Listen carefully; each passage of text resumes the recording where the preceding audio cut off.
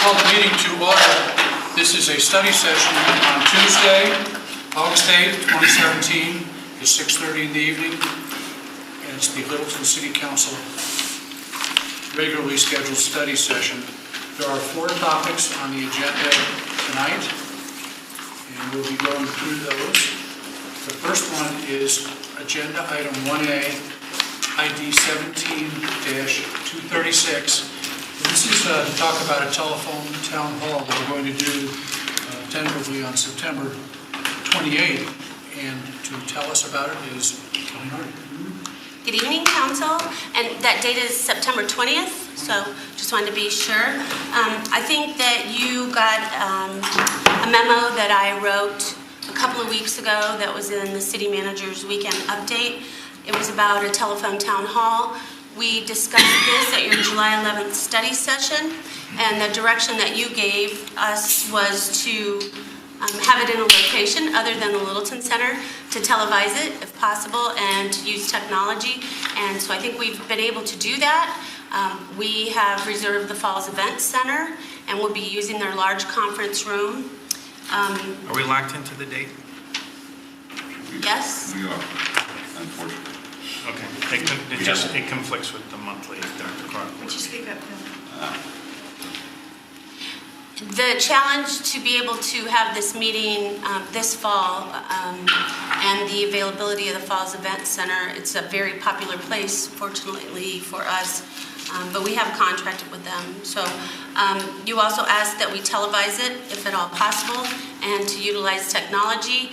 And we contacted Broadnet, and I'm sure that you're going to be familiar with their work. I'm not going to say much else except that our staff is really, really excited to do this. I think you know how much we like to communicate and engage citizens, and we embrace technology, and what we're proposing is going to be really cutting-edge technology, and we're going to give people 7 different ways that they can participate in this town hall. In person is one of those, but being able to participate utilizing different devices, and we will be able to televise it. We'll be able to live stream it on Facebook Live, and using Broadnet's equipment, we'll be able to live stream it on our website too. So without further delay, I'm going to introduce Michael Davis.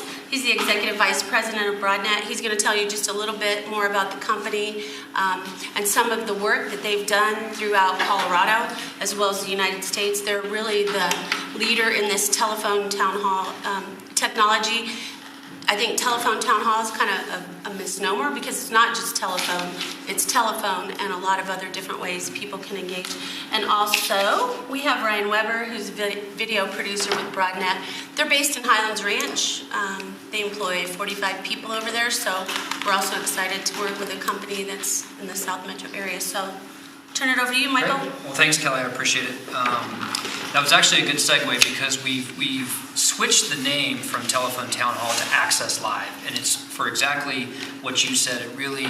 It speaks more about a platform that really enables really deep audience engagement and allows you to communicate with your residents from the platform or the device of their choice, no matter where they're at. And so I'm going to give you a little bit of background on Broadnet. As Kelly said, we're based in Highlands Ranch. We've been around for 14 years. And these Access Live events, we've actually produced now just over 25,000 of them in the last 12 to 14 years. And the primary market that we've been in is we work with elected officials in the federal government at all levels. We work with state and local governments. We do a lot of work with the largest associations in the world.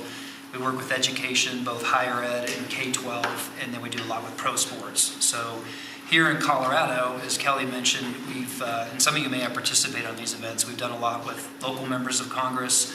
We do quite a bit with the Denver Broncos and the other 3 pro teams here. We work with a lot of universities.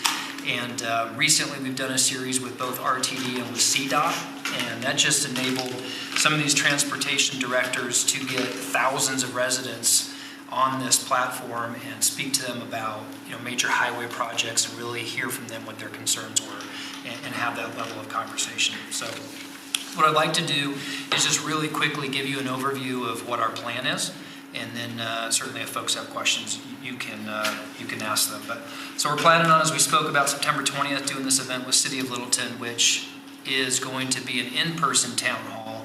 And what our technology is going to allow you to do is to engage much, much broader beyond those 25 to 50 or 100 or so people that you expect to turn out. We're going to give you the ability to have thousands of people in there. And I'm going to break it down into 3 segments: what we're going to do before the event, during the event, and then after the event. So the first thing that we do is we're going to integrate with your website, and we're going to build a presence there via our API. And that presence on your website is going to allow residents to pre-register for the event. There's going to be some language on there about what the event is about, and folks then can enter in a VIP phone number if you want, so the phone number that they want to be called on to participate in that event. And we'll also then enable you to stream the content directly to your website, so you have your brand out there. And once we get that built, then we're going to do a few strategies to help drive both awareness and participation, because our goal for you is really to have the most participation possible. And so we're going to do that through a few ways. Our team is going to create art to leverage your social media channels to go out, say 7 to 10 days before the event, and let folks know what this event is going to be about, and then provide a URL, so via Facebook or Twitter, that they can click on. And that will take them back to your website where they can read about the event, again, register with this particular phone number to be called on the event, and then go back and stream that content. And then I know that Kelly and her team are also going to work on getting a data set of known phone numbers. I think you have, about 19,000 units, so we're hoping we can get somewhere around 10,000 phone numbers, household phone numbers. And so we'll also have that in the database. And then lastly, we have some text to register features. So when I see things like the Littleton Report, when you have your September issue, you can talk about this event and we can issue you a keyword, say Littleton, and anybody who texts the word Littleton to our short code, that mobile phone's automatically going to be dumped into our database so that we can, again, call them for the event. So we have all these different strategies to drive awareness and to increase participation in those mediums. And then once your event starts, we're going to give you the ability to take questions from the folks who we've called out to. So at the time of the event, if we have 10, 12,000 phone numbers, we're going to send an automated invitation out to those folks. It only takes us a matter of minutes, and anybody who picks up the phone is automatically connected to the conversation.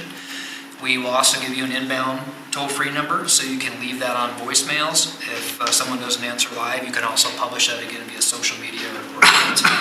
And then lastly, we'll have that streaming URL. So those people who want to stream the content, watch the video, they can just click on that and again do it from the device of their choice. Once all these people are on the event, you have the ability to moderate live Q&A. So you can take questions from your folks that are there in person. You can take questions from online. You can take questions from the phone. And so you just have this, this really rich Q&A session, and you can choose which questions you want to take so that you make sure you're not taking the same questions and you have the ability to have the messaging be on point.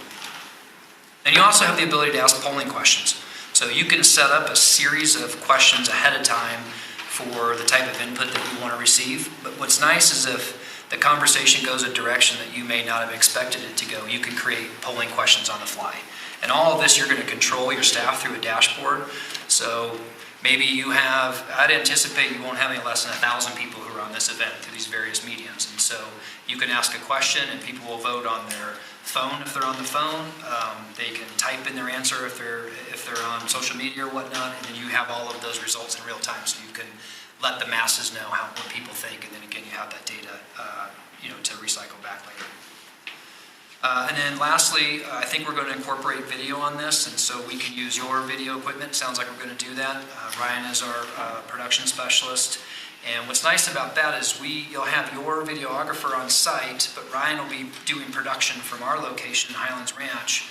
And what Ryan can do is he can control lower thirds, since it's our own video platform, meaning the folks' names who maybe we're zooming in on who are answering the question. He can put in custom graphics if you want to layer graphics on the front or the back, or you want to show maybe some charts or anything you want to show. We can loop all of that in. And then also, in some ways most importantly, because it's our platform, we can syndicate it simultaneously to Facebook Live and to your website. So wherever people are, they can watch this video stream, and you can bring people. One of the challenges with Facebook Live is you can't really accurately do a Q&A session on Facebook Live, but we can drive people from Facebook Live via link back to your website where they can actually type in questions. So that's how some of the video components are going to work. Okay for questions now? Sure. Anyway, Michael, with regard where the calls are coming from, our borders at times are a bit amorphous as far as people discerning whether they actually live in Littleton proper or not. Is there a control, or is there no control over that? You mean in terms of the data that we acquire, knowing if they're a Littleton resident?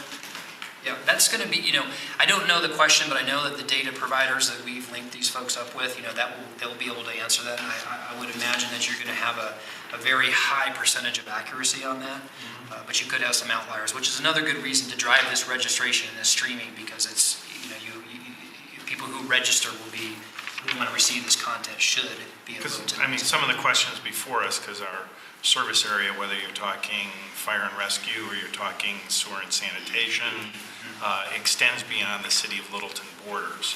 And so questions can quite easily come in from folks that are not residents. Yeah. Yeah, and I don't really feel, we're going to purchase this list of landline telephone numbers, and so we'll be able to contact those people, but we'll be publishing this on Facebook and on Twitter. We have, I don't know, don't quote me, 5,000 followers on Facebook and 6,000 on Twitter, and they're from everywhere. They could be anywhere, so there's no way to know where those people live. So, yeah, there'll be plenty of people that don't live in Littleton that will participate. last piece is we also have another, I'm sorry, go ahead. So when this is all over and done, will this then be like on your website as though it were a meeting? We'll be recording it, and we'll be able to replay it on Channel 8, and it'll be available on YouTube as well. So we'll have a permanent recording of it. Yeah, that's a great question, Peggy. You're just one note ahead of me. So the last thing is we also have this screen interface that's called Social Center. And this is great because what it'll enable you to do, someone from your staff, is at any time during this conversation, and I assume it'll last about 60 minutes, you're going to have some really good pieces of content that happen where you get a great question and you give a great answer. And so at any time that you hear something that you think is content worthy to share, you can press a button on the Social Center interface and somebody from our staff will clip that little piece of content, typically 30 seconds to maybe 2 minutes, and we will serve that back to you, and then you can drag that to a Facebook or Twitter widget, and you can instantly post real-time content from the conversation as it's happening. So then the folks who aren't a part of this conversation but are following you on Facebook, they're going to get a knock on their phone. It's a Facebook Live knock, and they'll look at it, and they can watch that little 1-minute clip of you speaking, and they can click a hyperlink and immediately come into the conversation. So it's a way for you to share real-time content as it's happening. And then you can also repurpose that content when the event is over through social media channels and through your website. So that's Social Center. There's a lot of neat stuff you can do with that. And then the very last piece is, to your point, Peggy, when the event is over, we'll trim up the video and the audio. We'll capture these points of interest, these highlights. We'll serve all of that back to you so you can publish that on your website, YouTube, whatever destinations you want, and then drive folks back to this conversation who maybe want to repurpose it, want to hear some highlights, or folks who weren't able to participate in the beginning. And then you can kind of keep this ecosystem of conversations going. So I really do think it's going to give you the ability to break through the walls of the Falls Event Center. And again, instead of communicating with 50 people who might be your same folks, you'll be communicating with hundreds and most likely thousands. And that's all we have. More questions? More questions or comments? It's kind of terrifying and exciting at the same time. So hopefully this will work out well, and it's something we can use again in the future. So we're looking forward to giving it a try. Well, and I know when both CDOT and RTD had some of theirs, they had some things that they wanted to cover and put some elements onto that. Do we anticipate doing this more free form without any set agenda, or do we want to put some topics out there that we're going to focus on, and what might those be?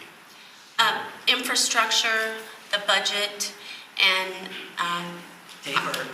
I think that there would be some element of Tabor if you want to talk about that. I think those 3 items, from what I can see, are very interconnected. And I've told my staff, there have been years where, it's like the historic preservation years and, different things that were sort of thematic, and the parks and trails years. I told my staff we're just going to be talking about infrastructure and budget here for the short term because there's a lot going on with both those topics. And this will be the week after your several nights of budget discussions, and so the timing to talk about budget and infrastructure is probably works pretty well, I hope. Yes? So budget, how much is this? I don't know, probably the way they charge, I have the contract here, the way they charge for their services is sort of on a menu of different kinds of elements, and I'm still trying to wrap my head around what some of these elements are. My estimate is probably around $10,000, but I don't know for sure. And until we we've got 6 weeks, so until we sort of work through each of the components that they offer and see which ones make sense for us and which ones we can do ourselves, because we can do our own video production side of that. And we're going to get help, but we'll use our own equipment, and so hopefully there'll be some cost savings there, but that's my estimate right now. So then this is a comparison. How much did it cost us, let's say, for one of the meet and greets? Well, it's not that much, I don't think, for a meet and greet. I I guess, I don't know if I can answer that right now because there are hard costs for meet and greet and there are soft costs. And the amount of staff resources that go into a meet and greet is huge. When you look at the public works crews that go out during the day and do the setup and then come back and do the tear down, they're all working outside their normal work hours. And when you look at the number of employees that we have there representing each department, but I mean, there's definitely hard costs with the food that we provide and the bounce houses and porta potties and all that stuff. So I don't know. It's close. So my question for the attorney is regarding the subject is Tabor. So we can go ahead and talk about Tabor as to why we are justifying the request and trying to sway people to vote in favor. Yes, you as elected officials may talk about it. The city itself may not expend any funds to support it, but you, as elected officials, you obviously can't expend public funds to support it, but you as elected officials may talk about it. So even though this is being paid for by the city? Well, the city is paying for example, neutral public information. The city is not paying for anything that would say vote yes or vote no. The city is paying, you're being, as elected officials, yes, you're being paid a salary, but you're permitted as elected officials to advocate for it. In fact, I'll put something out for all of you on that. All right. Because now that this is on the council's act, and I will be getting something out the next day or so to you on that. So you'll essentially know exactly what the boundaries are. Thank you. Any other questions of Kelly? Just, suppose you have 50 people live and 500 on the phone, or smart machine, I'll put it that way, and maybe another 100 or so that are just watching live but not necessarily connected. How do you determine the best way to rotate where the questions come from? Do you pre-screen the ones that are coming in on the phone? Yeah, that's a great question. So the questions that are being typed in from anybody who's on any one of these devices, you're obviously going to see those typed into the interface. So it's really up to you to choose kind of content-based questions. If you want to keep the subject matter on one of these subjects, then you would take those questions. The folks who want to answer a question on the phone are going to raise their hand, if you will, by touch-toning in *3 on their phone, where we'll have people screen them to find out what their question is, so that that question can be typed out on the interface. And so you're going to see all of the questions from the folks who aren't in front of you, so you can make the logical decision of which questions you want to take. The people who are there live, you're going to roll the dice. So somebody gets home from work late, or they were eating dinner before they joined in, will they be told, for example, well, someone asked that question about 20 minutes ago, and there was answers to it, so we encourage you to go back to our website tomorrow to review it. Yeah, that would be, yeah, absolutely. And that's the nice thing about having those inbound capabilities and the streaming links is they don't have to, if your event starts at 6:30, they don't have to be there at 6:30. They can join at 7, and still get a good chunk of the conversation and then go back to the on-demand content that we'll serve you the next day. And I would also encourage you to go to access.live if you want to see some of these things that I've talked about visually. It's real interesting. 60% of the U.S. Congress work with them and do these kind of town halls from Washington back to their constituents at home. So I've watched a few of them, and so. How many people does the Falls Event Center large conference room seat? Or is this exclusively to our tribe? It'll seat a lot. It's not the big room. It's the room on the northeast corner. Oh.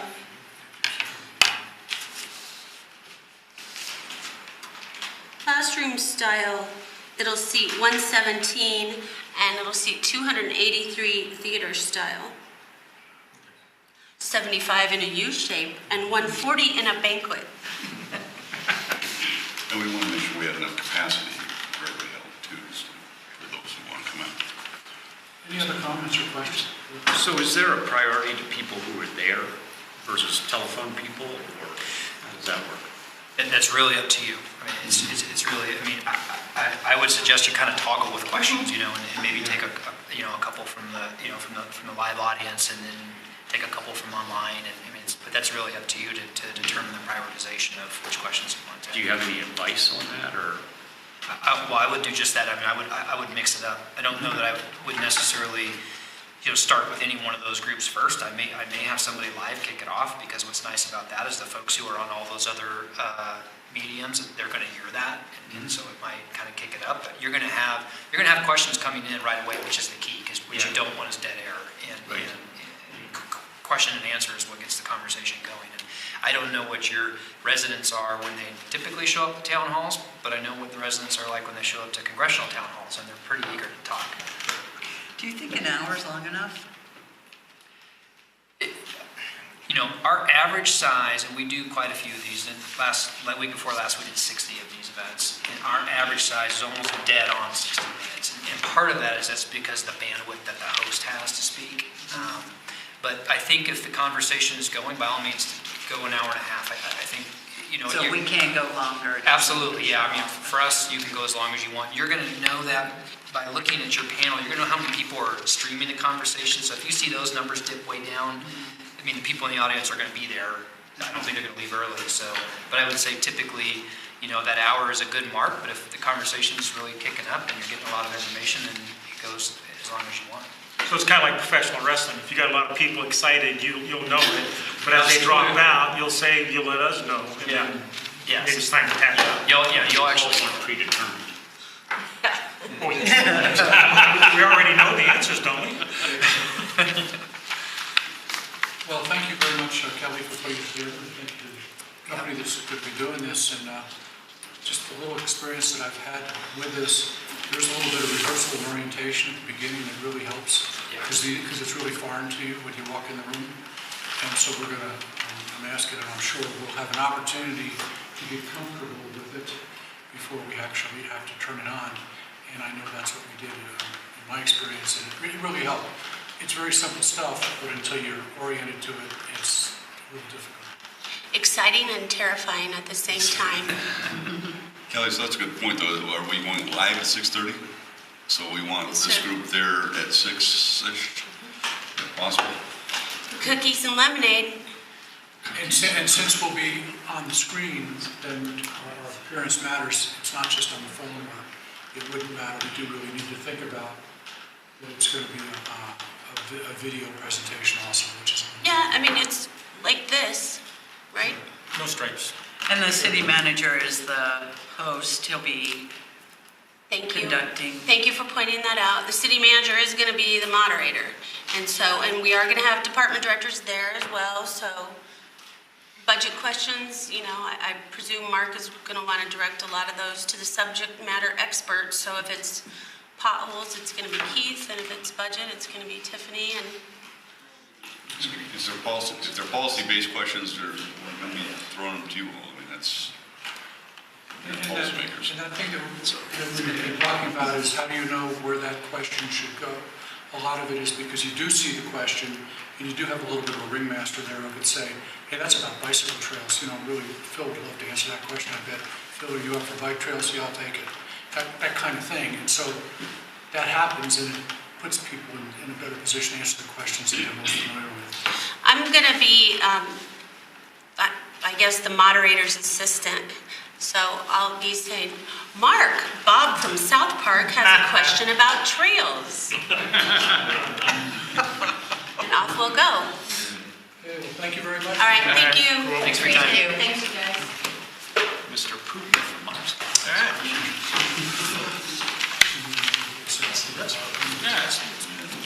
Pretty interesting.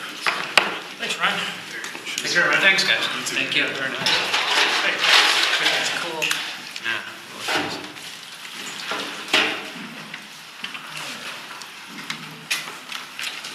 Thanks, Kelly. See ya.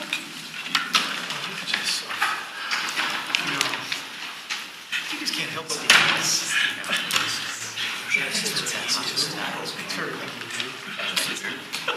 Yeah. unlike them. We're getting there. We have about start. We're reaching, oh, Just checking. I was just gonna say, she'll be here shortly. Did you talk to those public works guys? Or that congestion matters? Shows up as Highland Bank. So, I'm going to turn it over to you first. Yeah. Okay. So this is agenda item 1B, ID 17-237. It's a presentation about the sewer utility status and financial plan update. And it will be a team of folks presenting it, but Not that. Acting Public Works Director Keith Reeser will be the first to talk. You don't want me talking about your incentive policy tonight, so we're gonna see if we get the right one up there. Start talking about sewer, it's way more fun. And I know in the town hall meeting that there won't be any questions about infrastructure, so it'll be a really easy night. I mean, no, it'll be an easy night for us. I'm not worried about that at all. So. Can you just maybe restate for us what you're asking council tonight? So, actually put that in the slides, so we'll get the slides here to pop up, but our objective,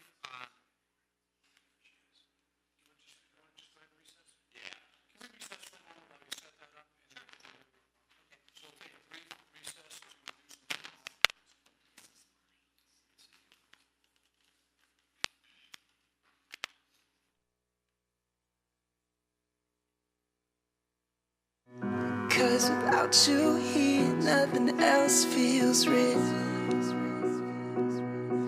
And I don't know where we are, but we're not where we're supposed to be. And I don't know where to start, cause without you there's no me. And even though my heart is in the right place, this time it just won't be. No, I don't know where to go when we're not where we're supposed to be. How did we end up miles apart? Yeah, oh, it's like I blinked and you've gone away. Yeah. In my head, a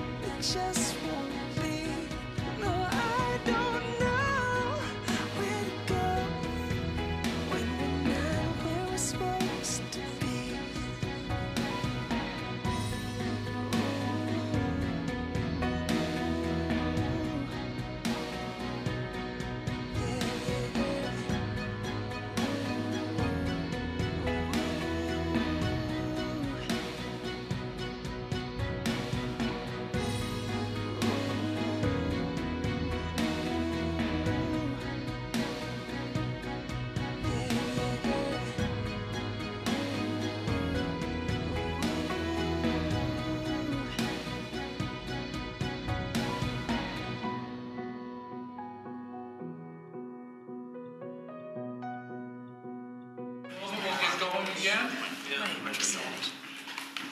Okay, bring the phones up there to the camera.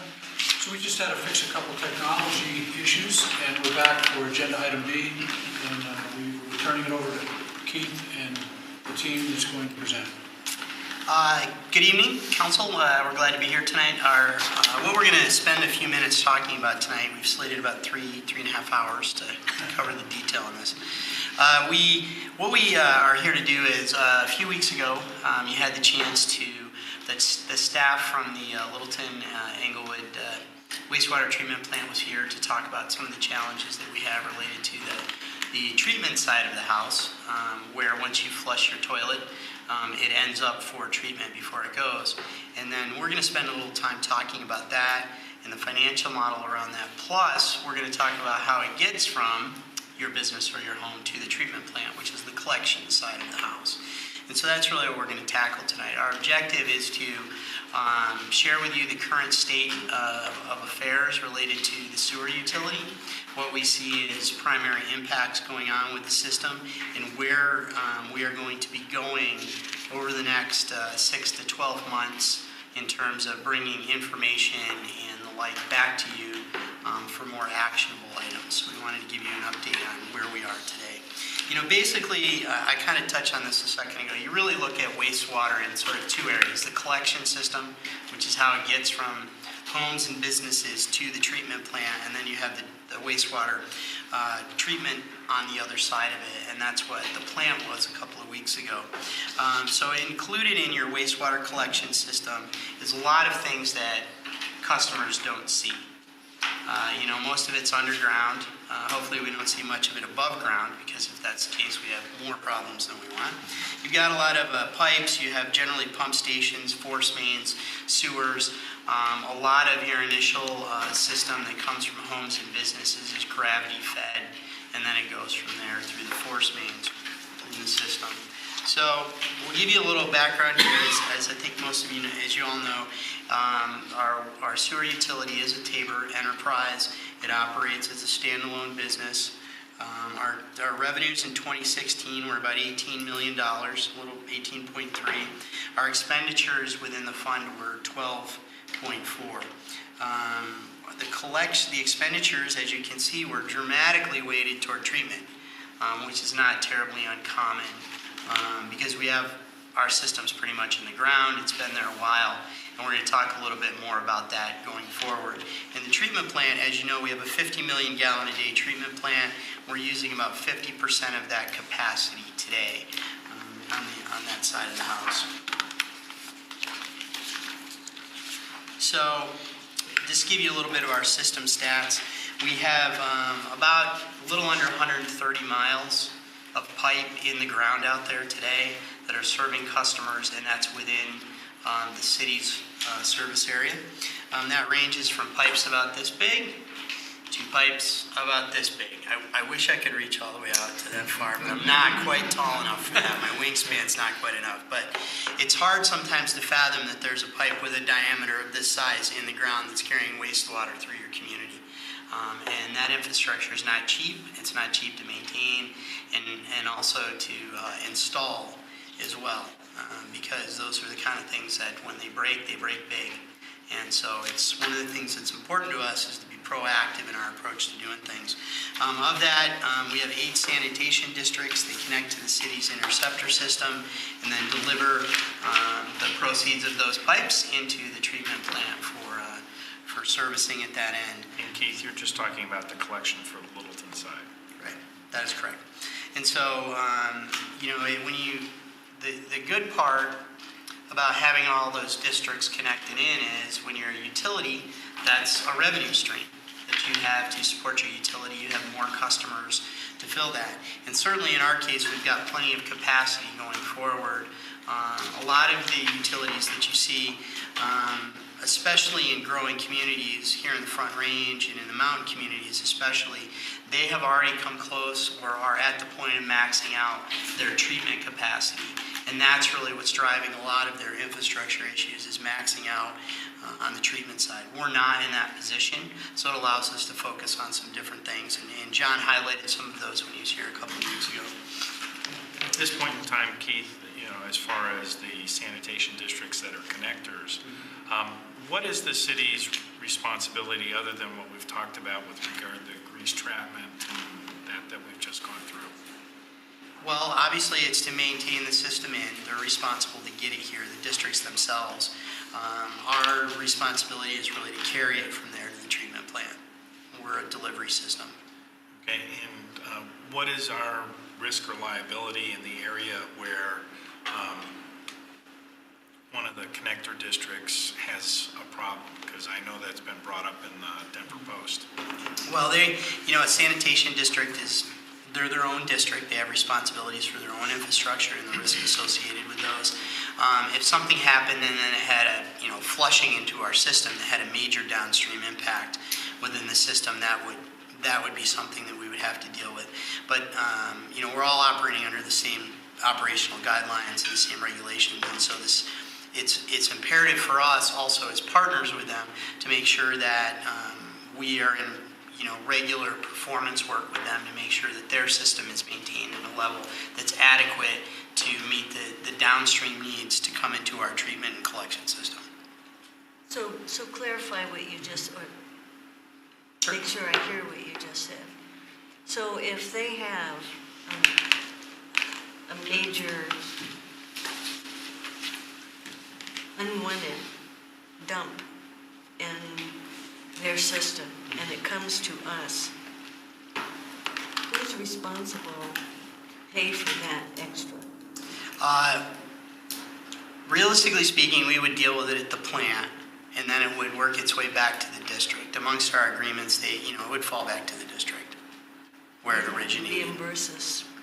Probably. That would be a complicated discussion, but Steve, if you want to jump in. I think I'd like to weigh in on that. The cities of Middleton and Englewood are the operators of what we call this publicly owned treatment works, which is a fancy EPA term for wastewater treatment plant. And so there's going to be liability on both sides. There'll be because we're in essence one of the owners. EPA looks at coming after the owners. The owners then go after the districts that dumped into it. We require those districts to meet all of the EPA standards that we have to meet.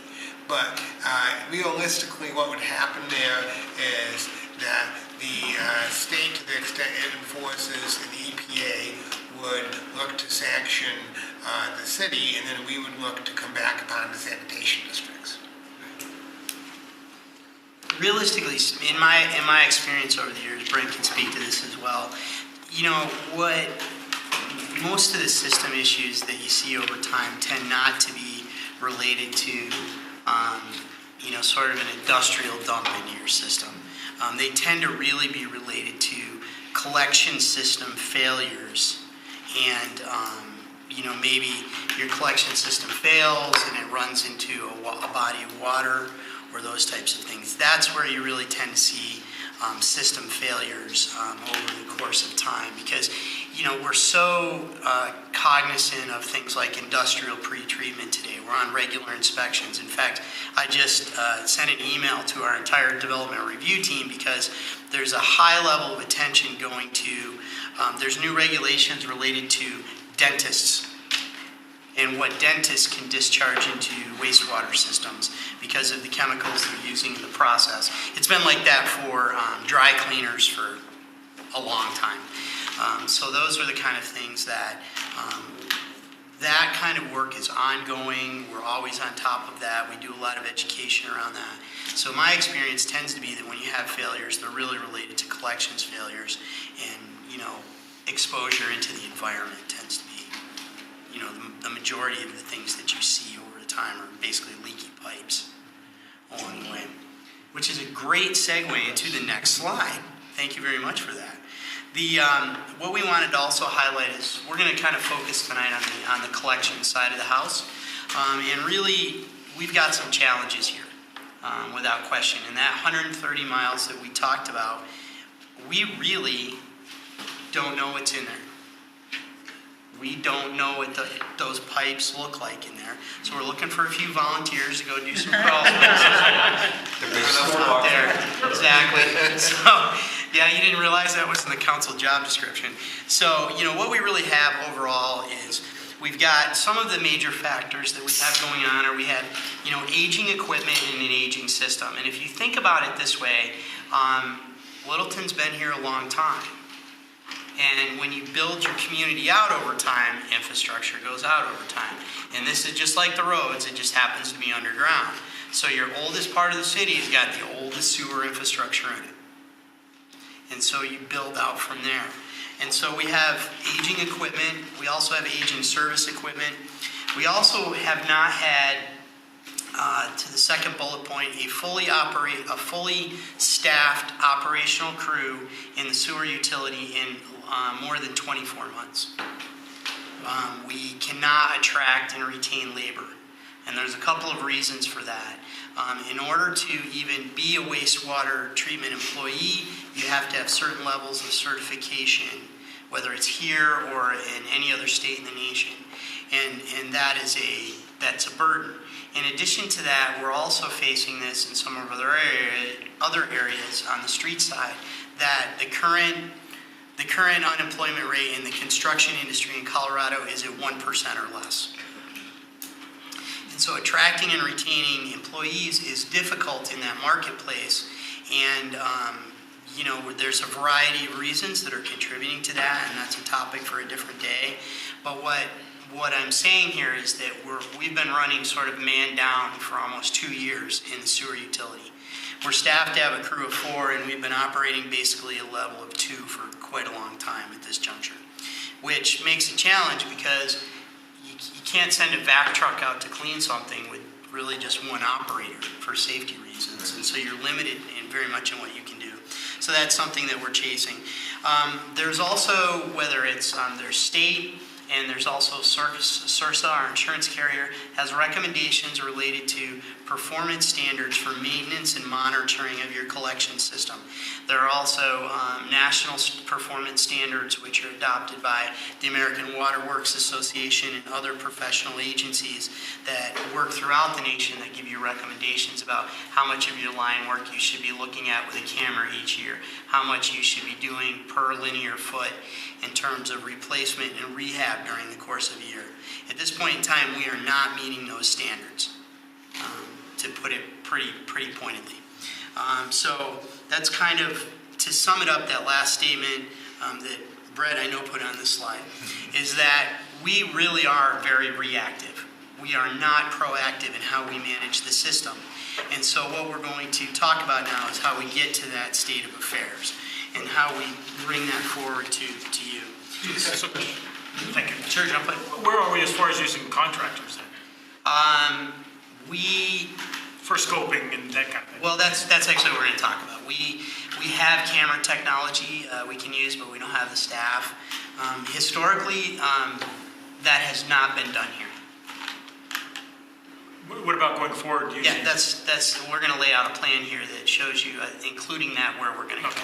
We're going to use a very different strategy than where we've been to get us to where we need to be. So that you and the community and all of our customers have an accurate picture of what our system is, what our system needs are, and then building the appropriate infrastructure, maintenance, and financial model around that in order to assure the highest quality of service and the highest quality of environmental protection for our community and customers. So we're not going to be status quo, we're looking at doing something. That's right. That's why we're here, is to share that game plan with everybody here tonight. So from a long-term utility planning, we do financial forecasting with asset management. And really from an asset management standpoint, what we're really talking about here is the step of evaluating our current system, understanding what the maintenance demands are of the current system, where the gaps are in the quality of the system that exists today, and then taking that the next step and building out a risk profile that goes with that. So there are certain pieces of your infrastructure or your equipment that you will run to failure, and then that's when you will replace them. There are other things that you will replace ahead of time, and you build that risk profile out. An example of, say, a force main in the ground is if we have a force main that services 50 businesses in 150 homes, has a very different risk profile than a force main that services 10 homes. The risk profile of the impact of that piece of infrastructure going down is different because the impact is greater in one than the other. Not that those 10 people aren't very important, but the risk profile is different. And so part of your utility assessment is to get to the point where you have an understanding of your system, you know what you need and where you need to go, and then build a risk profile which will allow you to triage the work going forward systematically to achieve your goals. Keith, one of the things that John is looking at is taking a look at how does the plant do at build-out. As you're talking about existing system conditions, are you taking a look at least some of the near-term build that might be occurring as well as part of this profile? Yeah, very much so. We're, as we look at each and every development, we're taking a look at that. In addition, one of the things we've been working extensively with the treatment plant as well as with community development on is creating a build-out model for not just the city itself, but also for all of the service area in the districts itself, so that we understand the implications. And that build-out model is based on what is your zoning, what is the probability, what's the highest density case scenario, or what types of businesses could go in there, and what impacts does that have on your system. That's not a place that we've been before here. And the treatment plant has engaged a firm to do that for them, and we're partnering with them to help do that. So that'll help us really build try and build a better mousetrap along the way, because we have a better projection of what the future might be. Actually, they did a build-out plan, it just was wrong. It's a plan. I mean, the basic way is, let's take a look at our zoning, and let's, we got a zoning model out there, and let's look at that, and that's where we go from there. That's the basis that you start with, whether it's transportation or sewer or any of those kind of things. So that's what we're trying to get to, is to get to that place, because that's a very important tool long-term for us. And I assume those plans are always wrong, because you never know what's going to happen. But if, for example, we've had some multifamily come in, or new stuff that actually the sewage from that development dumps into existing lines, because you talked about how it starts in the middle, the oldest part is the oldest system, and then it expands out. But what happens in cases like Littleton Village and the Grove, where you have significant new development and dumps into existing system? Have you been, in terms of asset management, have you been scoping those lines to make sure they're capable of handling that increased volume, or how does that work? Yeah, as part of when a development comes in, whether it's stormwater or transportation or those types of things, they're looking at all the components that they need to build what they want to build. And part of that is understanding, what your sewer and your water flows are. That's a basic utility component.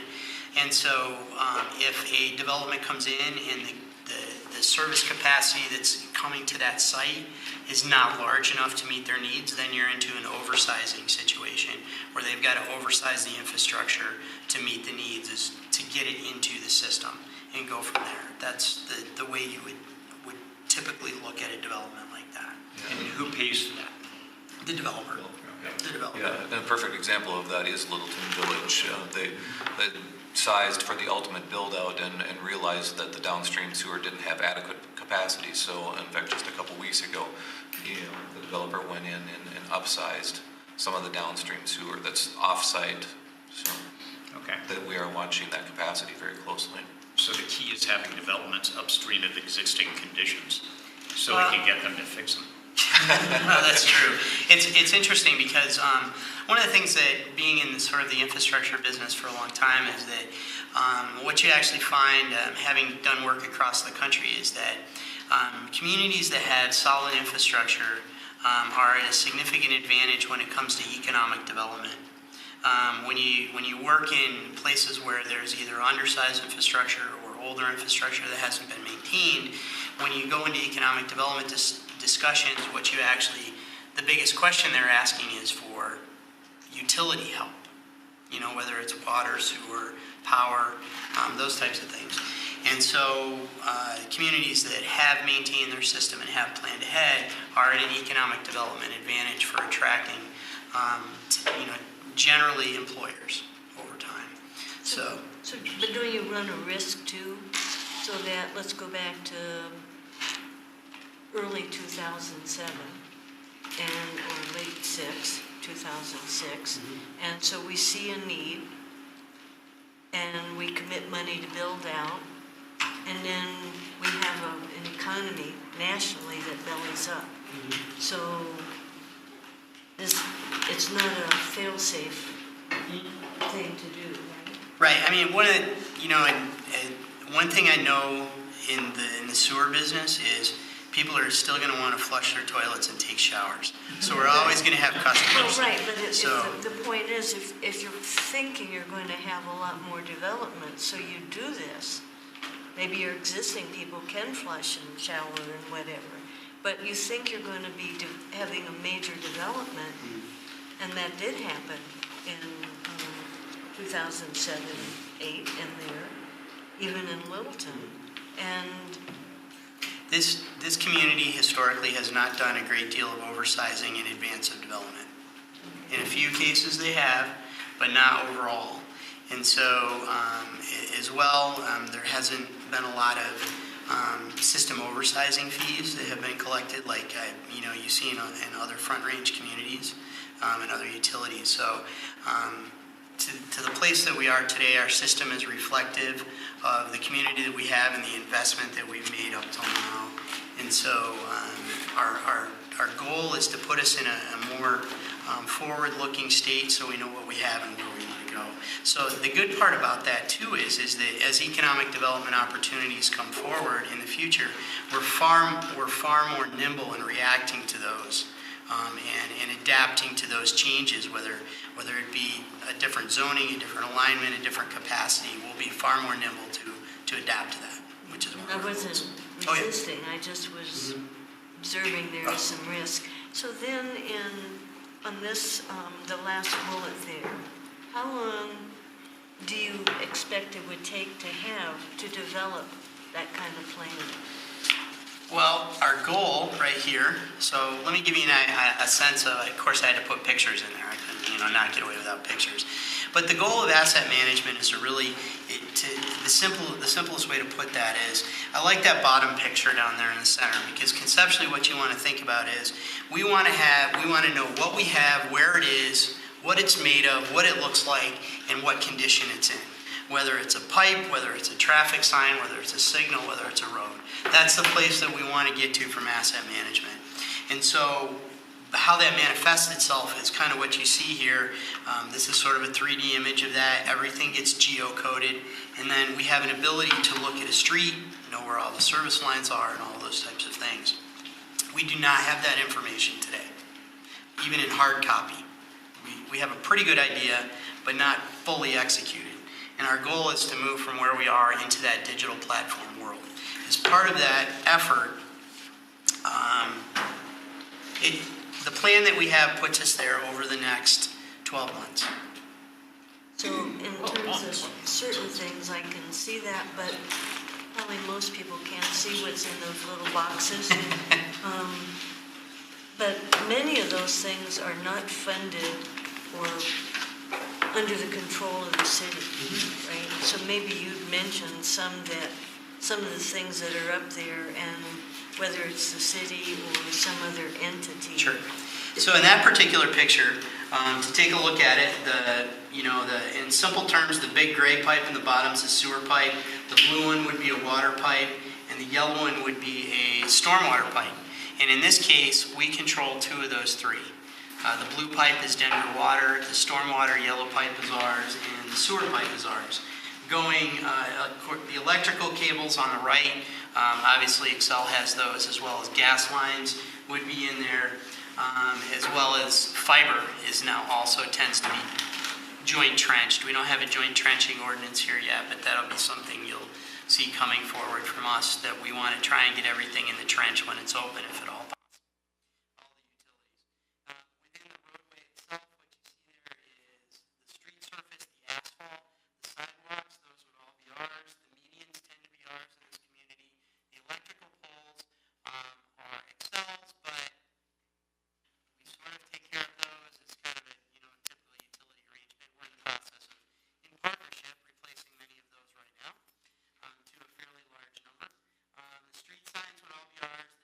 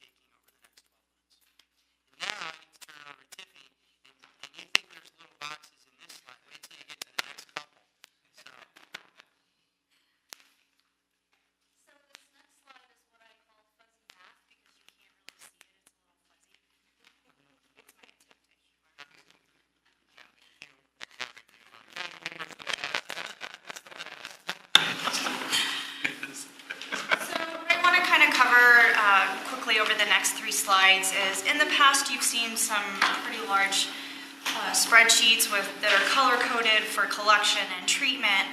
And so what we're going to try to do going forward is we're going to have 3 presentations. We're going to have a collection and treatment where we combine everything together.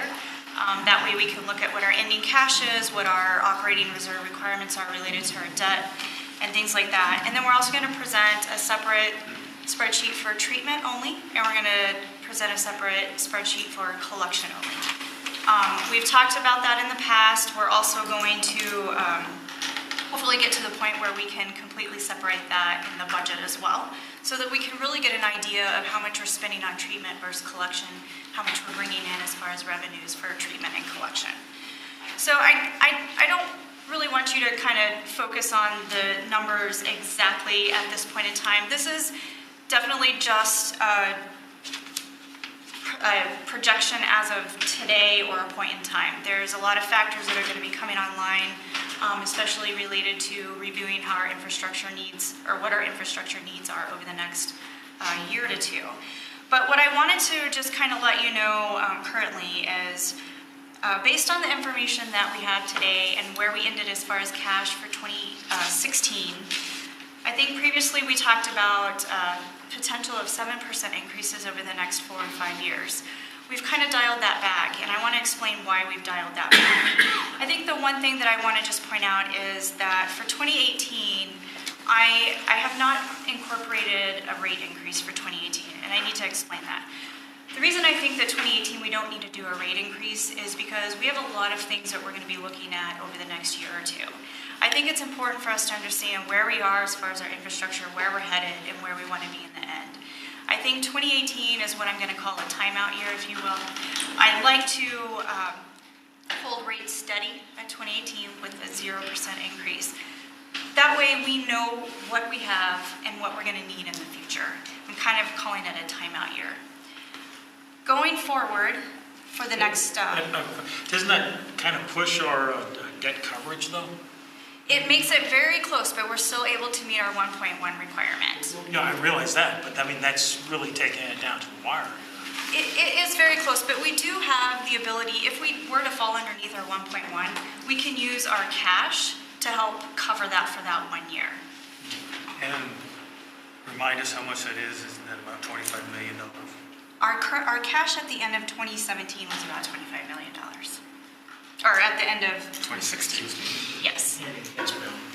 Yes, cash balance, available cash. So if we hold 2018 at a 0% increase, over the next 4 years, based on the capital projections that we've gotten from the plant, it's only going to be about a 1 to 1.5% increase. And some of the things that are included in this is, I believe on July 25th, John did a presentation on the biogas project. I did incorporate cash funding the city's portion of the biogas project, and I did also incorporate revenues that are planned to come in relation to that project. The one thing that I did do is I did taper off the revenues after the year 2022, simply because we don't know where the we don't know where the RINs are going to be after that point in time. And to be a little more conservative, I tapered it off at 25% each year after that to a 0. I think it's important to understand that because we do have so much cash at the end of 2016, $25 million, Littleton is in a great position where we can cash fund some of these capital projects, if not all of them, depending on what comes online after 2022. There are some pretty large projects incorporated into these estimates over the next 5 years. Granted, this doesn't take into account any changes after that. We've added about $1.5 million for capital related to the plant after 2022.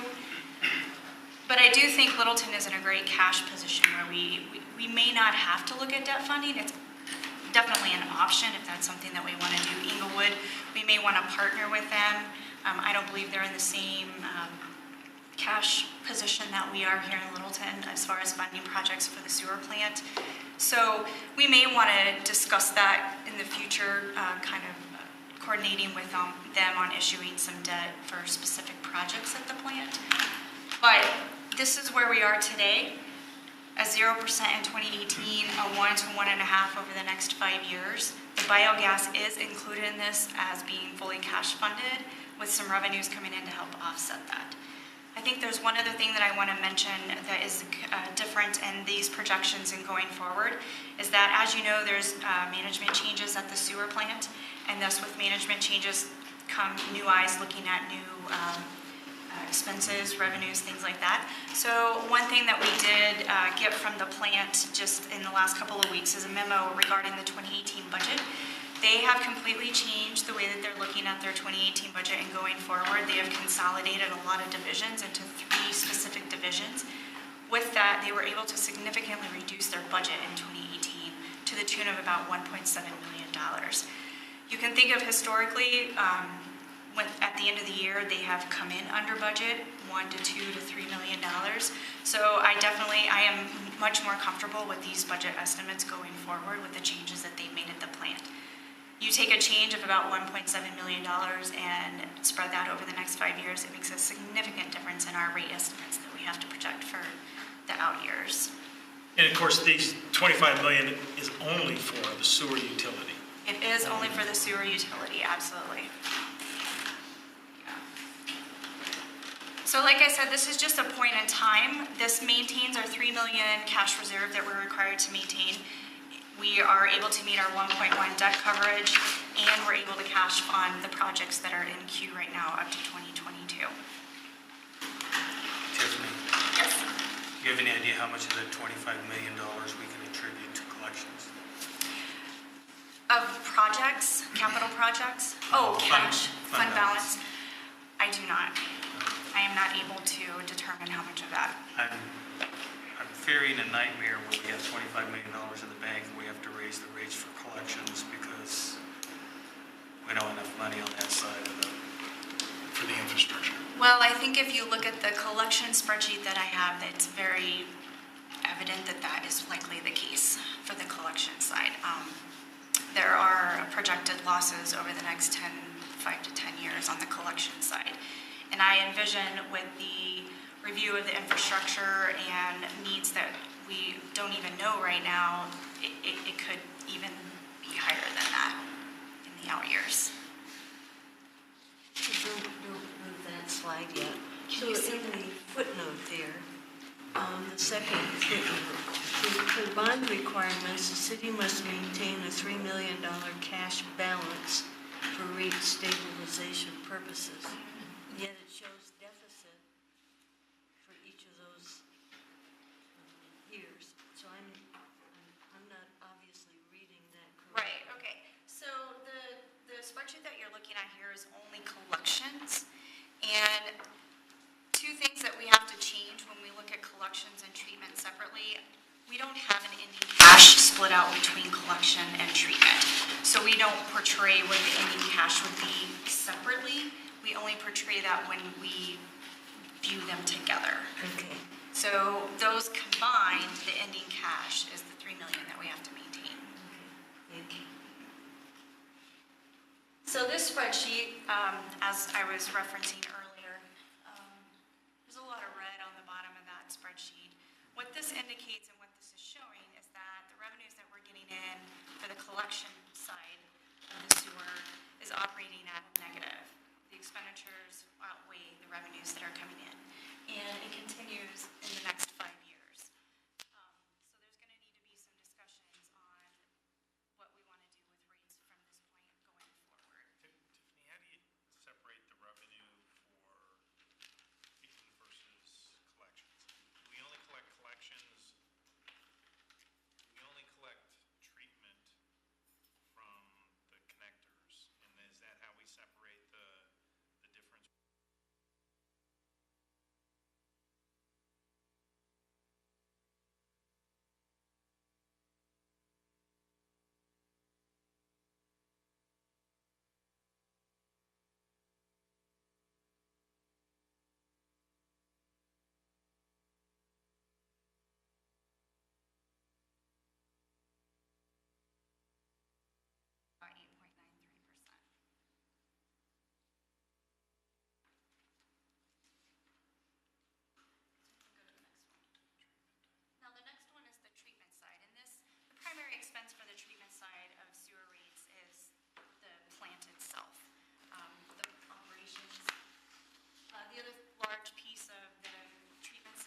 debt service. So when the plant was expanded, we issued debt for that expansion, and therefore all payments on debt are attributed to the treatment side.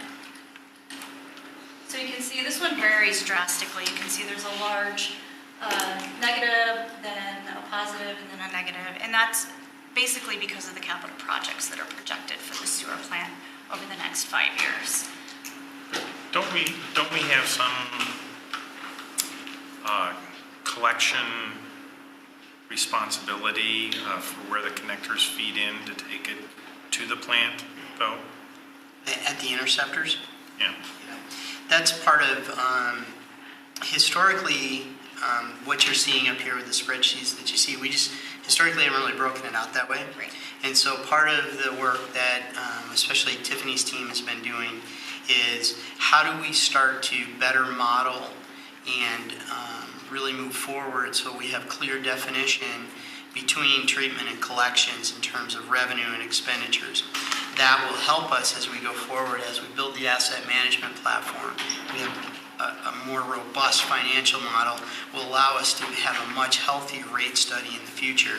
So when we look at both short and long-term rates, that'll provide us a much better place to make those decisions from as a community.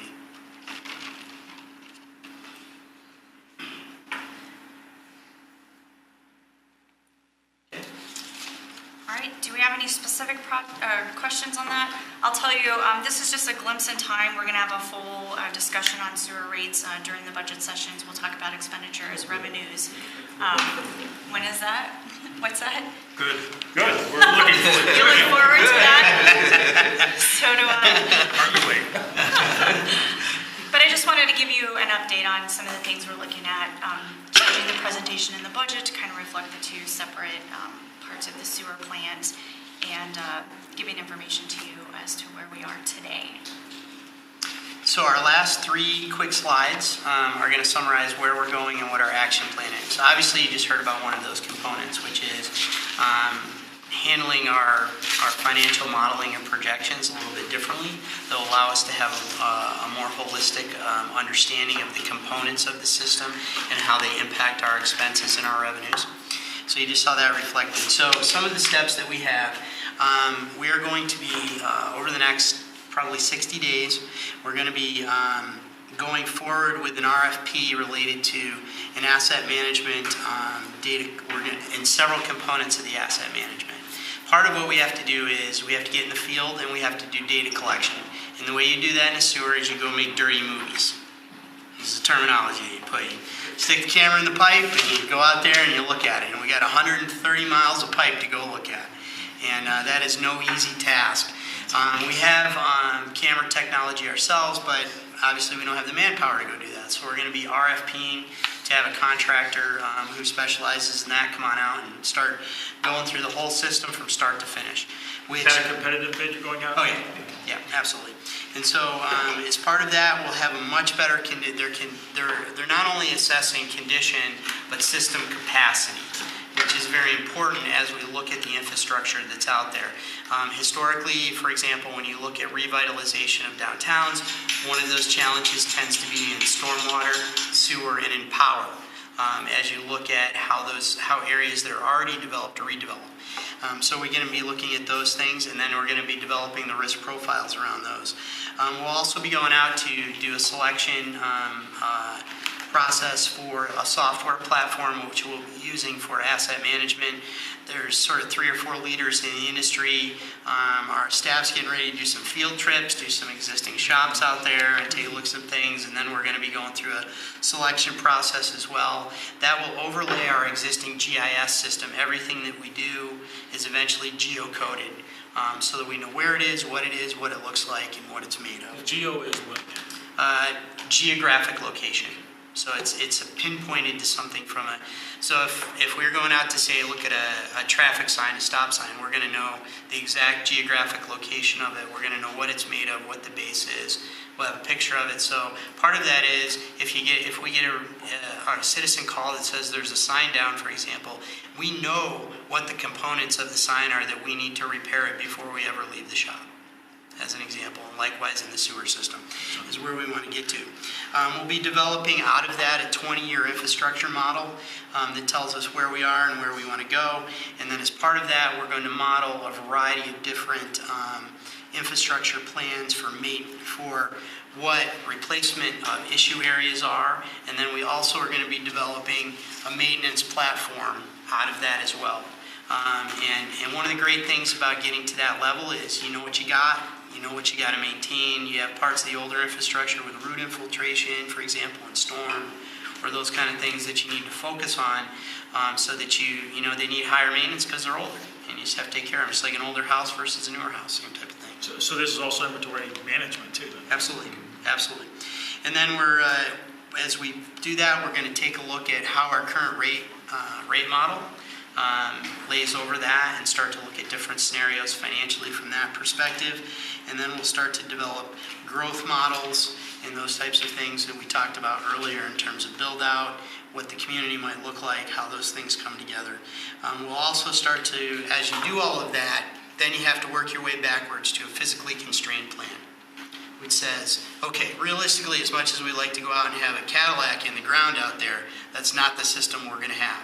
So how do we get to the system we need, the system that works for us at the most cost-effective price tag? And that's what we're going to model, and that's where you develop your physically constrained model, and we work with council as we go through that going forward. Before you move on, so the third bullet, develop rate model that incorporates all known needs and growth unconstrained. Right.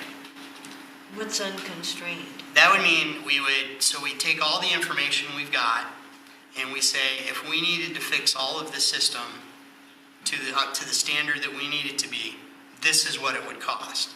Okay. So that's the unconstrained model. It's not putting any physical resource constraints on it. Okay, well, I was thinking the growth was unconstrained, but you're No. saying this model is. That's the financial model. What it does is once we have that picture of the infrastructure, we say these are the things that are deficient in the system that we need to address. And that's where that would be the cost of all those things. And then you take that model and you filter it down to this is the revenue stream we have, this is how it can meld over several years, and how can we build out meeting those needs but in a physically constrained environment so that we've got a model that works for the community financially and for our ratepayers as well. So that would be the constrained model. Now, I may be making this up. On council, we've talked a lot about the sewer system, the plant, whatever, since I've been on council. So I'm trying to wrap my head around this because some of this has been discussed in certain ways, but if I'm hearing this right, what we're getting now is a more evidence-based projection and so forth. That's correct. The model we're going forward with is going to be very data-based. So, knowing what we have. because I think we've heard, as I just said, we're going to need to do this and this and this and this, but we were into the very precise, fairly precise, as much as we can be precise, looking at this so that when we're going out talking to citizens and whoever the devil else we have to talk to, we've got more precise information. To compare it to if you're going out to buy a house, that's why you have that pre-inspection when you buy a house. And you want to know what's in there, what's the state of everything in the house, and all of those things. And we're getting to that point where we know what we have, and we know what we need to maintain it, and we can present the most clear picture of what our needs are to support this level of infrastructure going forward for our ratepayers. And this is in today's costs, so potentially the cost could go up just because some component, the cost goes up. I agree with that, but that's where we work with finance to model how we deal with inflation and those kind of things over time. Well, it wasn't just inflation in the usual sense. It's like, heaven help us, if we needed some component that is now in demand every place in the world, but there's very small supply. then that could really Sure. be exciting. Yes, it would be. Keith, doesn't this help us in two areas? One is less surprises with downstream upbuild that might be needed. Right. And secondly, you have down there tap fees, but there could be some adjustments with impact fees. Absolutely.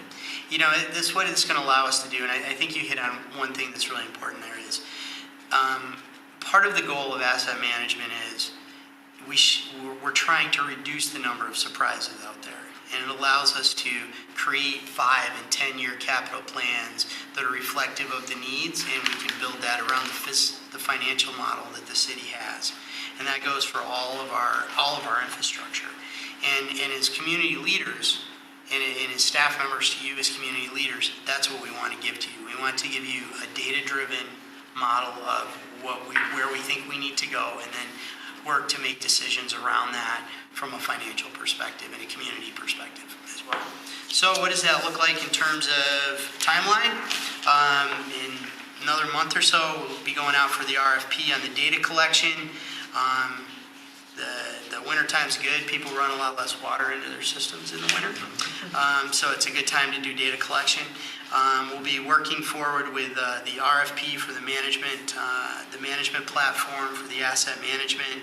We'll be doing some system modeling around that. And our objective is to, we'll be giving you updates along the way as we get through this process on a regular basis, as well as come back in front of you and share where we're at and what we found along the way. And then we'll be bringing forward to you what we think those constrained models look like in terms of the needs of the infrastructure in the community. And then the last kind of item on there is, based on getting through this data collection, getting through moving to the new financial model around this, we've had some discussions that a good time to have a third-party rate study for the sewer utility would start to commence in 2019 with probably resolution in early 2020. Typically those take, 6 months in my experience, typically at least. And then you're going through the process, you're looking at what you have, you're meeting with council, you're going back and forth. What do you mean by third-party rate study?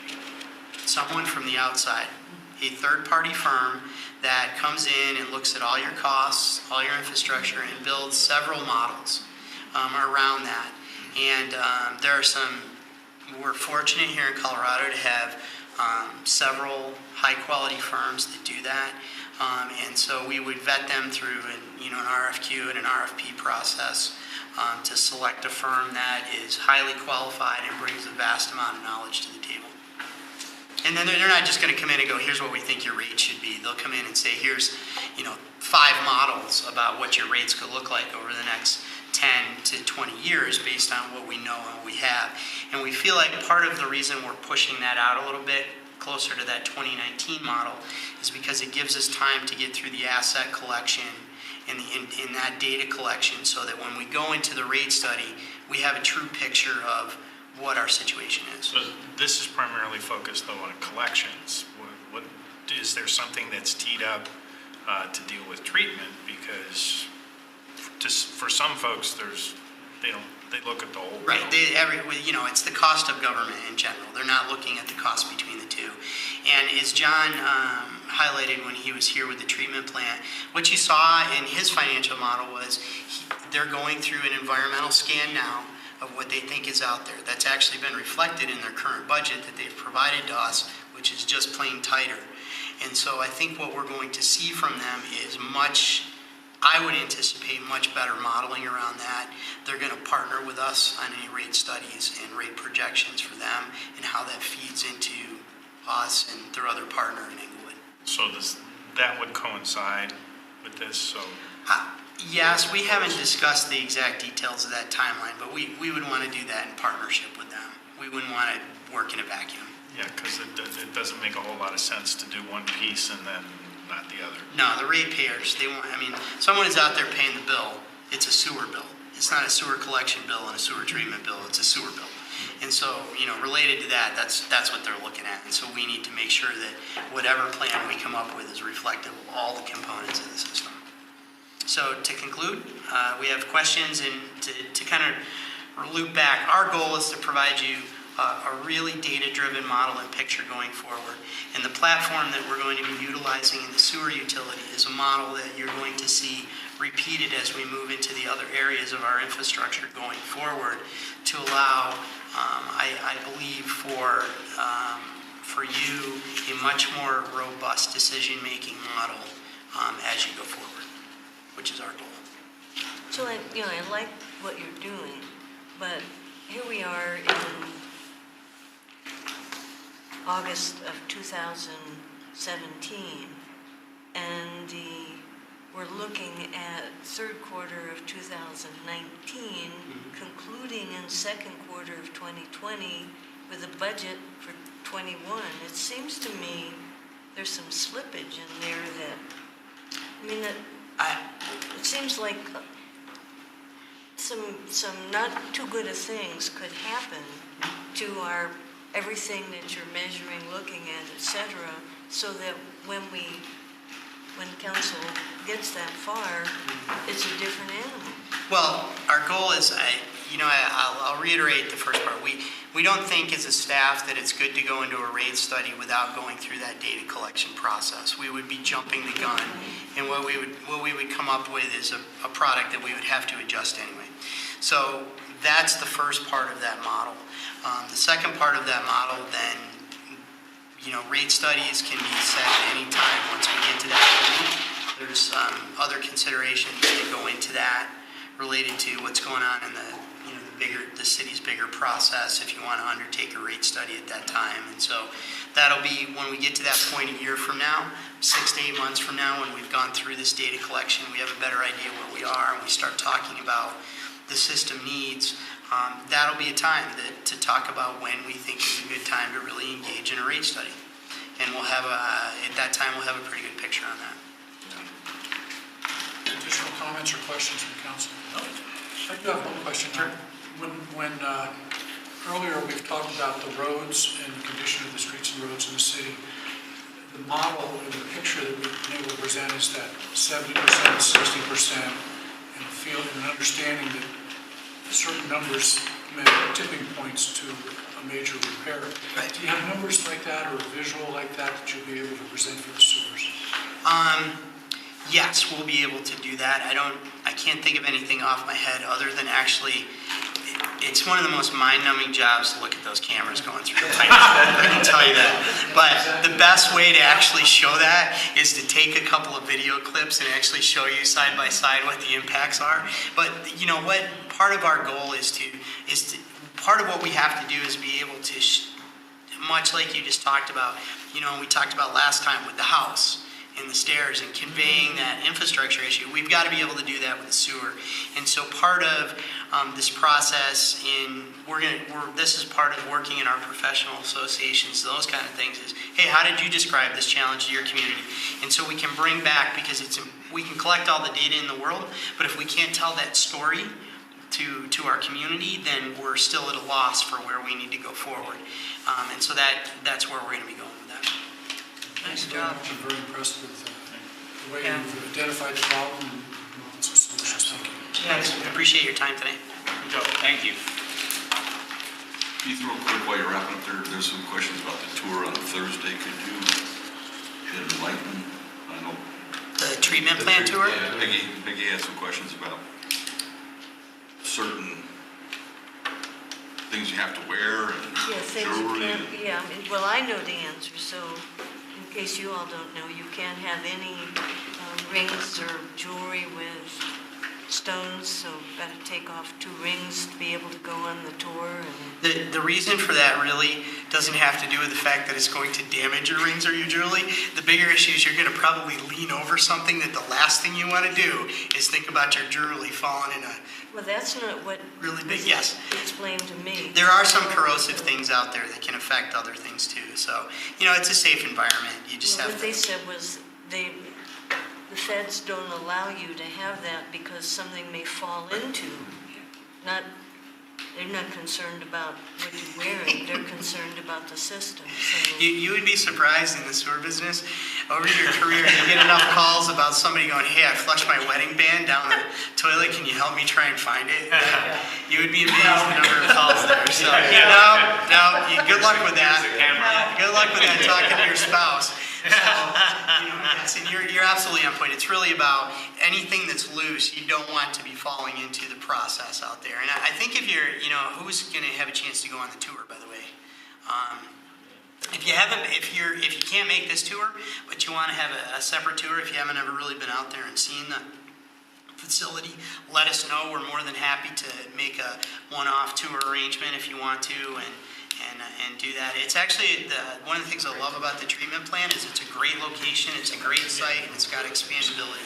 So we're just going to the plant, we're not going anyplace else? If you'd like to crawl around in a 66-inch pipe, we get there. Taking a ride going someplace, so we're just going to the I plant? think John's got some other things planned. And it says among 2 regulated industries? Yes. And 2 regulated industries. We're going to see some of the pre-treatment. Yes, pre-treatment. Pre-treatment. Yeah, so, which is very interesting in itself. So, thanks for your time tonight. We appreciate it. Thank you very much. We are going to set up the next agenda item. We'll take a 5-minute break.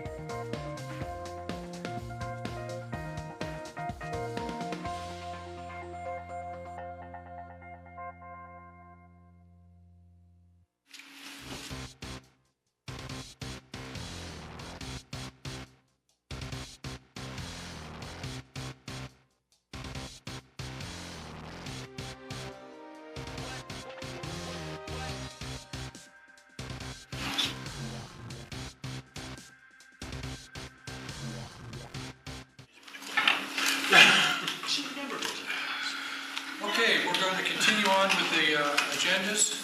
We're up to agenda item 1C, which is ID 17-215, Economic Incentives Policy.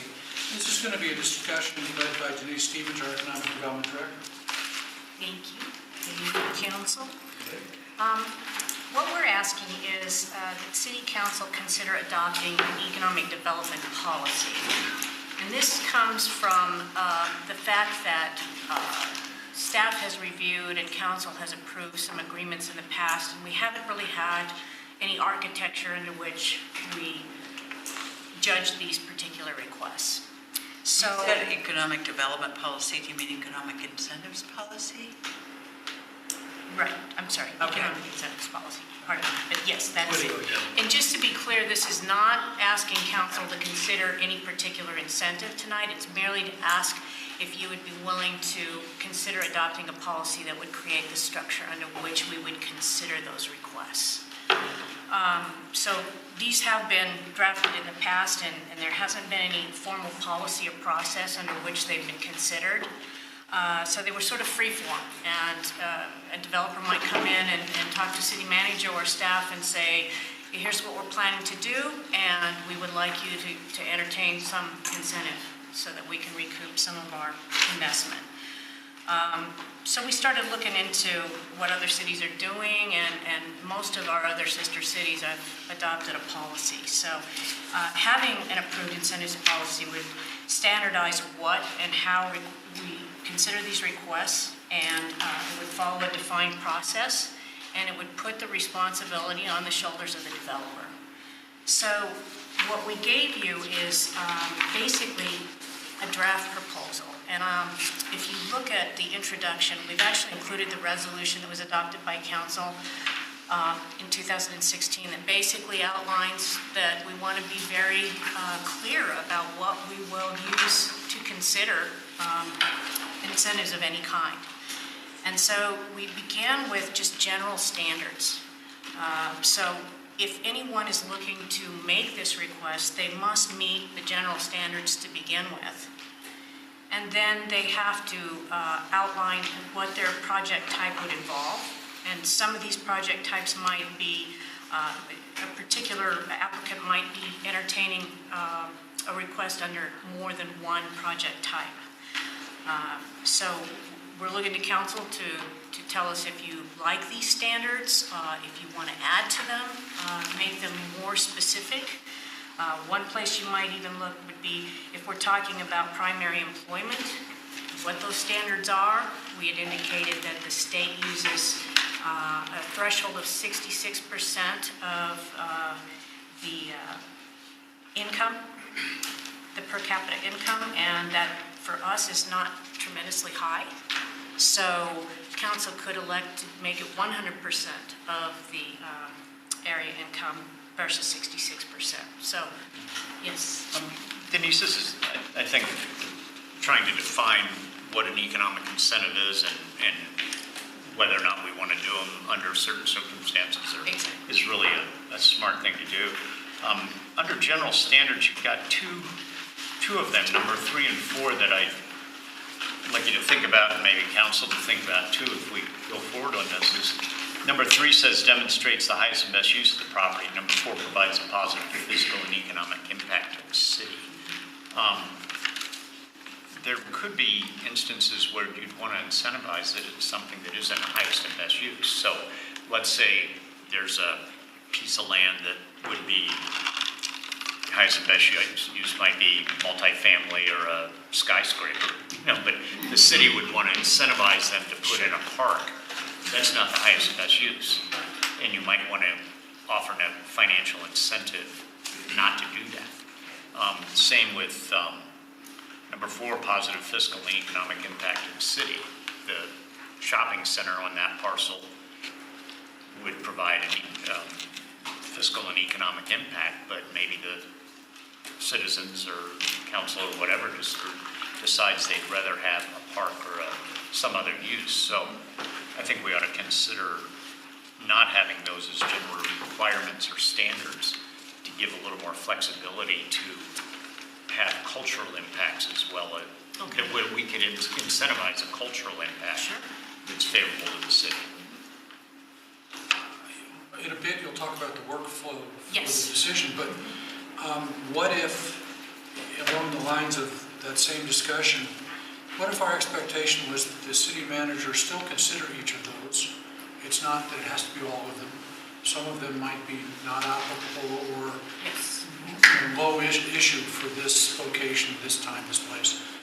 And then we can make a decision based on that. But this gives, I think, an applicant a better sense of the kinds of things that they're going to be looked at, as a total, even though admittedly some of them may not fit all circumstances.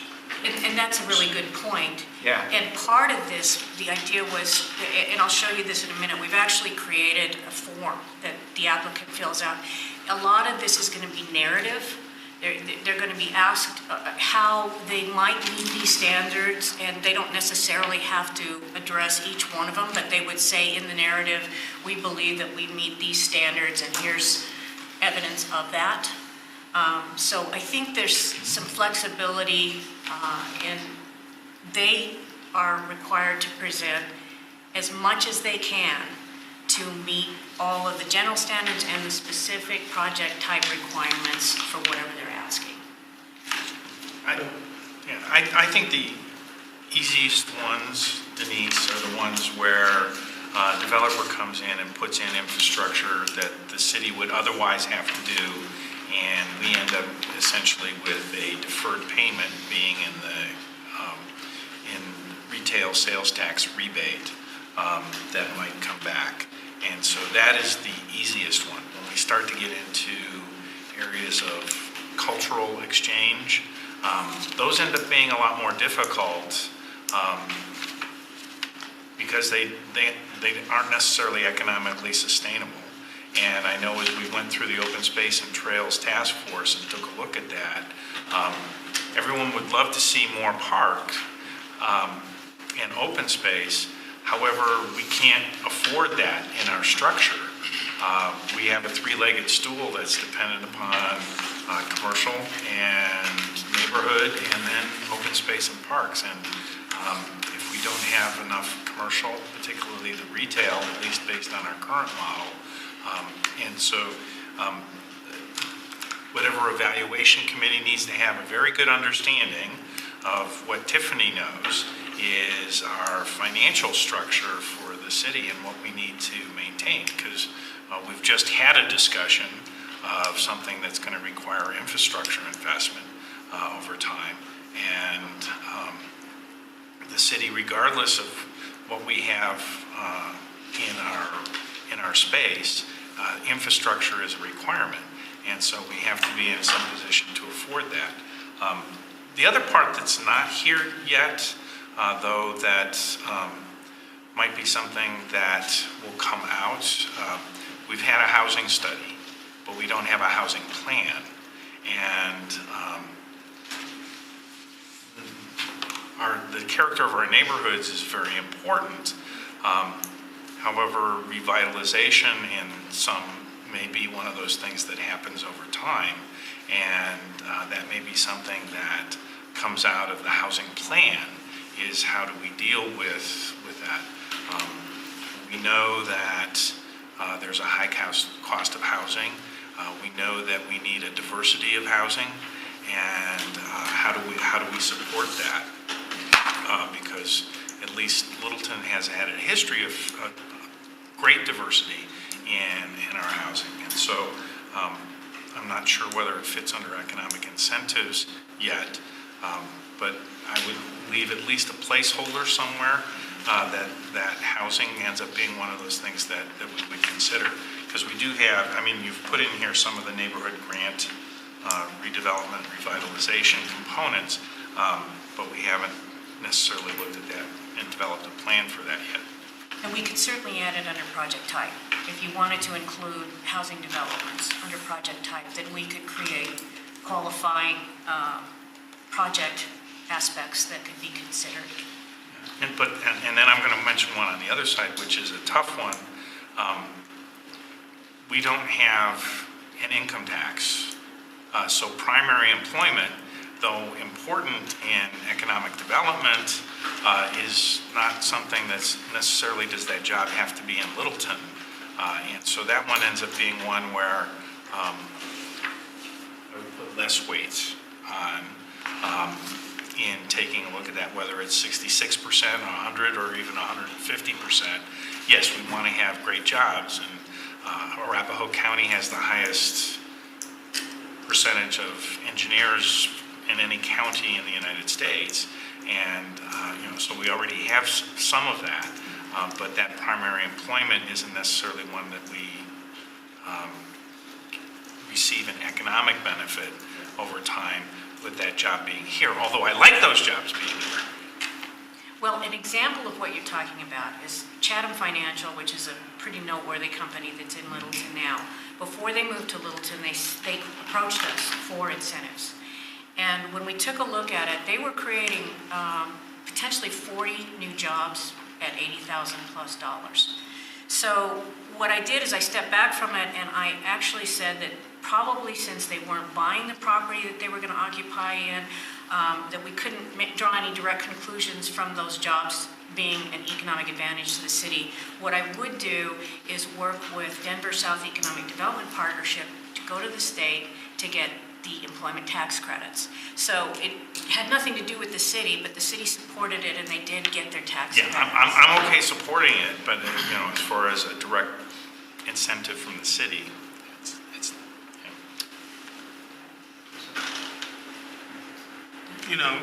if we're going to give away incentives, we should have a policy that kind of lays out what we're going to do with incentives. But I don't know why we're doing that. Well, I know that there's a lot of people that don't really want to entertain incentives. And so far we've been pretty lucky. The economy's been good, and Littleton is a place for interest in development. And I really haven't had too many people come to me and say, what can you give us, that we haven't been able to sort of say, well, it's not going to work because of this and this reason. However, if the economy changes and we move more into redevelopment and infill development once we're built out, there may be reason to consider incentives, if only for private investment in infrastructure. So I think what we're trying to create here is just a structure under which we can really force the applicant to make the case for them. And if it's okay with you, we'll just put up the process, because maybe that will help explain the safeguards here. I agree that if we're going to do incentives, we have to have a process, but we had an economic development policy for almost 40 years of not doing incentives. And we went through ups and downs on economic cycles, some pretty harsh downs. We did find that two big incentive packages, I think, that we can point to in the last 3 or 4 years, both went to companies that were already here, already located here. I mean, King Soopers already had a store here. Breckenridge didn't get their incentive until after they'd already passed the zoning and bought the property. So I don't know why we're giving away money to enhance development that we're already getting. I understand exactly what you're saying, but what we're saying is that there still will be requests.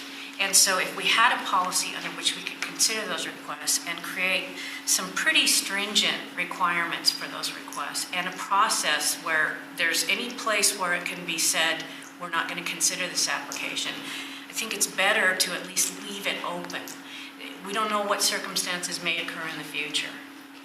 Well, yeah, so we could put when hell freezes over as one of the items. Well, there's also, you have to consider if you want to have a city that can choose the type of development that comes to it. There may be instances where there is a desirable type of asset the community may want. It could be the park. It could be a retail center that would locate in another city. But if we can mildly incentivize it and get it in our city, it becomes a profit center for us because we're able to collect retail sales tax collections that can finance our omnibus or can keep our senior citizens going or make up a deficit on Geneva Village or finance our library and museum. That's why you have financial incentives, is to make your city better.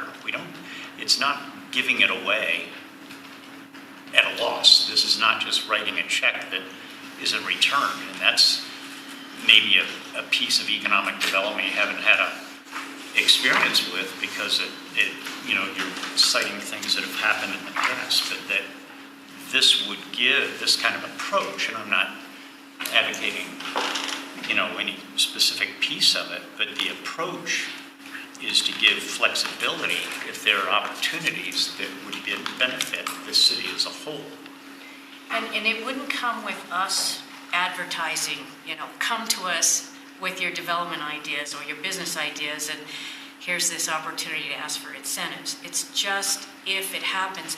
It's very challenging to staff when people call us and say, what's your incentive policy, or what incentives can we possibly look at, and we don't have any structure under which we can make that review.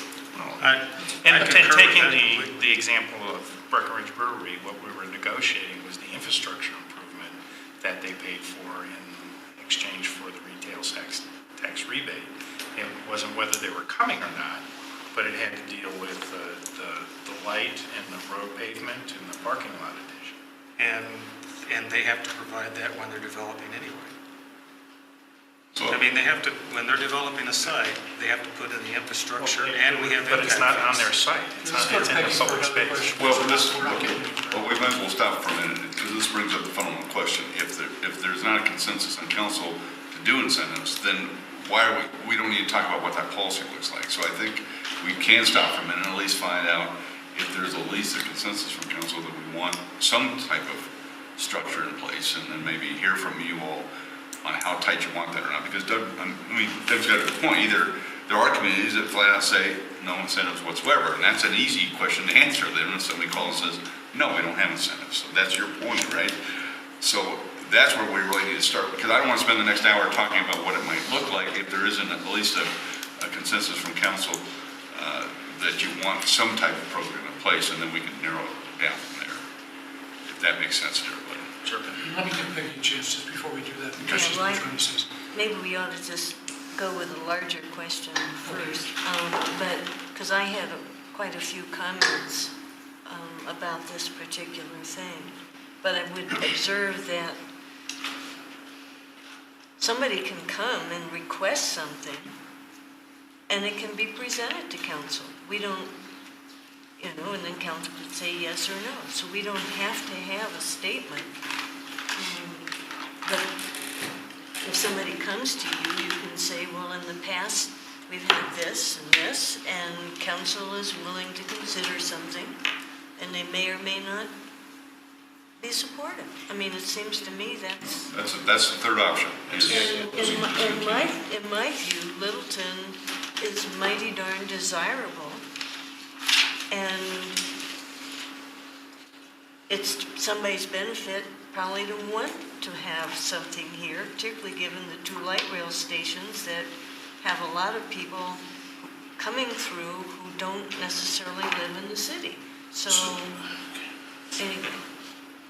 So let's get back then to the request to zero in on what the issue before us is, which is a draft suggested concept and policy, and answer whether this policy in a draft conceptually is something the council is interested in going forward with or not. Is that? Well, I'm not even sure it's necessarily this draft. I think the fundamental question is cities make that choice all the time. There are cities that just say we don't incentivize development in their community. So I don't know how this council feels about that as a whole. So we at least go around, and if you don't want to entertain it whatsoever, then we can end the conversation. May I take just a minute, though, to propose what the process would be? Because I think then you'll see there are a lot of fail-safe exits out of this. So if you take a look at this slide up here, what we're proposing is the process. This is a part of that process. So generally what happens is people will call economic development or community development with an idea, a concept. And so we meet with them in an exploratory meeting. And that generally results, if they own a property or they want to locate a business here, in a concept meeting where they've actually submitted things for review. So during that period would be when they might have the discussion with us about, are there incentives? And so what we would do is we would ask them to please complete this form. And I'll show you kind of what that looks like. But what would happen then is that request would go to the committee. And the committee would involve community development, finance, economic development, and we would review it and vet what they've given us as backup information, and we would either deny the application because it doesn't meet standards, or maybe they haven't given us the right kind of information to vet the request, or it would be in a form where we could make a recommendation that it be considered by the city manager. So it could be denied by the committee, or it could be referred to the city manager, and once the city manager has reviewed it, he can either decide that he's going to move it to council, or he can deny the application as well.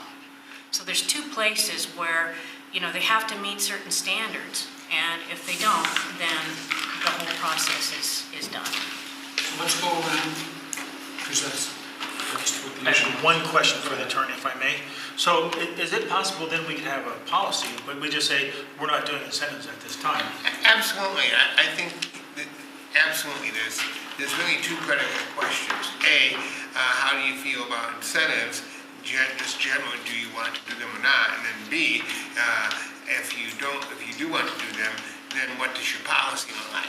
But even if you have a policy, you can just say no. I've worked for lots of government entities that had requests for incentives, and they just said no. When times are good, few incentives. Or you may just simply say, this project simply doesn't fit our view of anything that wants incentives. I was involved with an auto dealership that wanted incentives just to locate. And it was like, really? There's 7 other dealerships here. We're not going to pay you just to locate a dealership. So, thank you. Do we continue the conversation? Let's just go around the room. Jury, we continue. Yes. Yes. Sort of, yes. Yes. I say yes, and I somewhat reflect what the city attorney just said is, I think part of a city is to have a professional approach to economic development. And part of a professional approach to economic development is to put into policy as many areas as you can that make it professional and rise to the standard. For that reason, I think we should do it.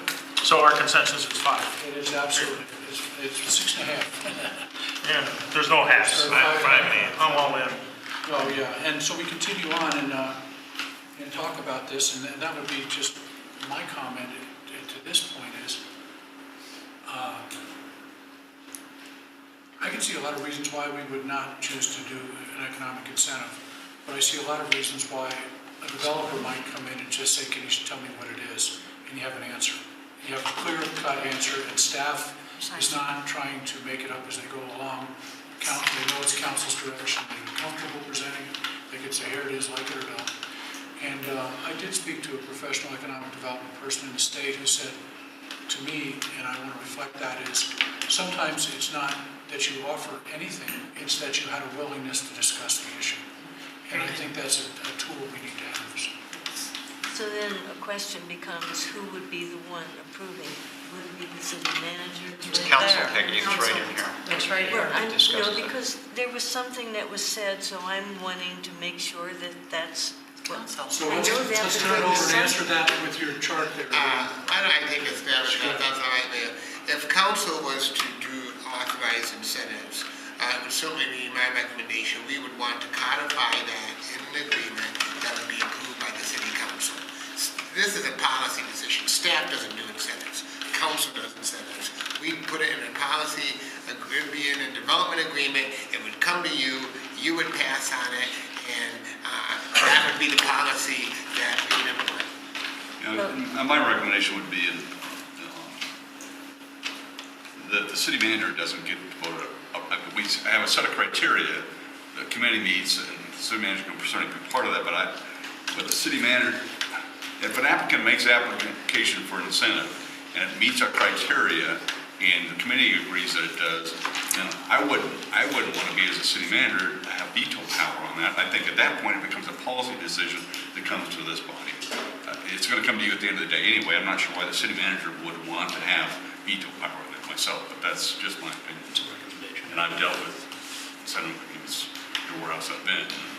Again, just establish criteria and Well, the city manager could, when he makes the recommendation to us, he can make a recommendation of I think this is good, or I have doubts about this. But I think it's still, I still believe that one should come to you all as the final decision makers. Sure. And it doesn't. Because he's just making a recommendation, like planning makes a recommendation to zoning. So it is just a recommendation to consider the application that goes for the city manager to council. It's just another place where we can review those criteria.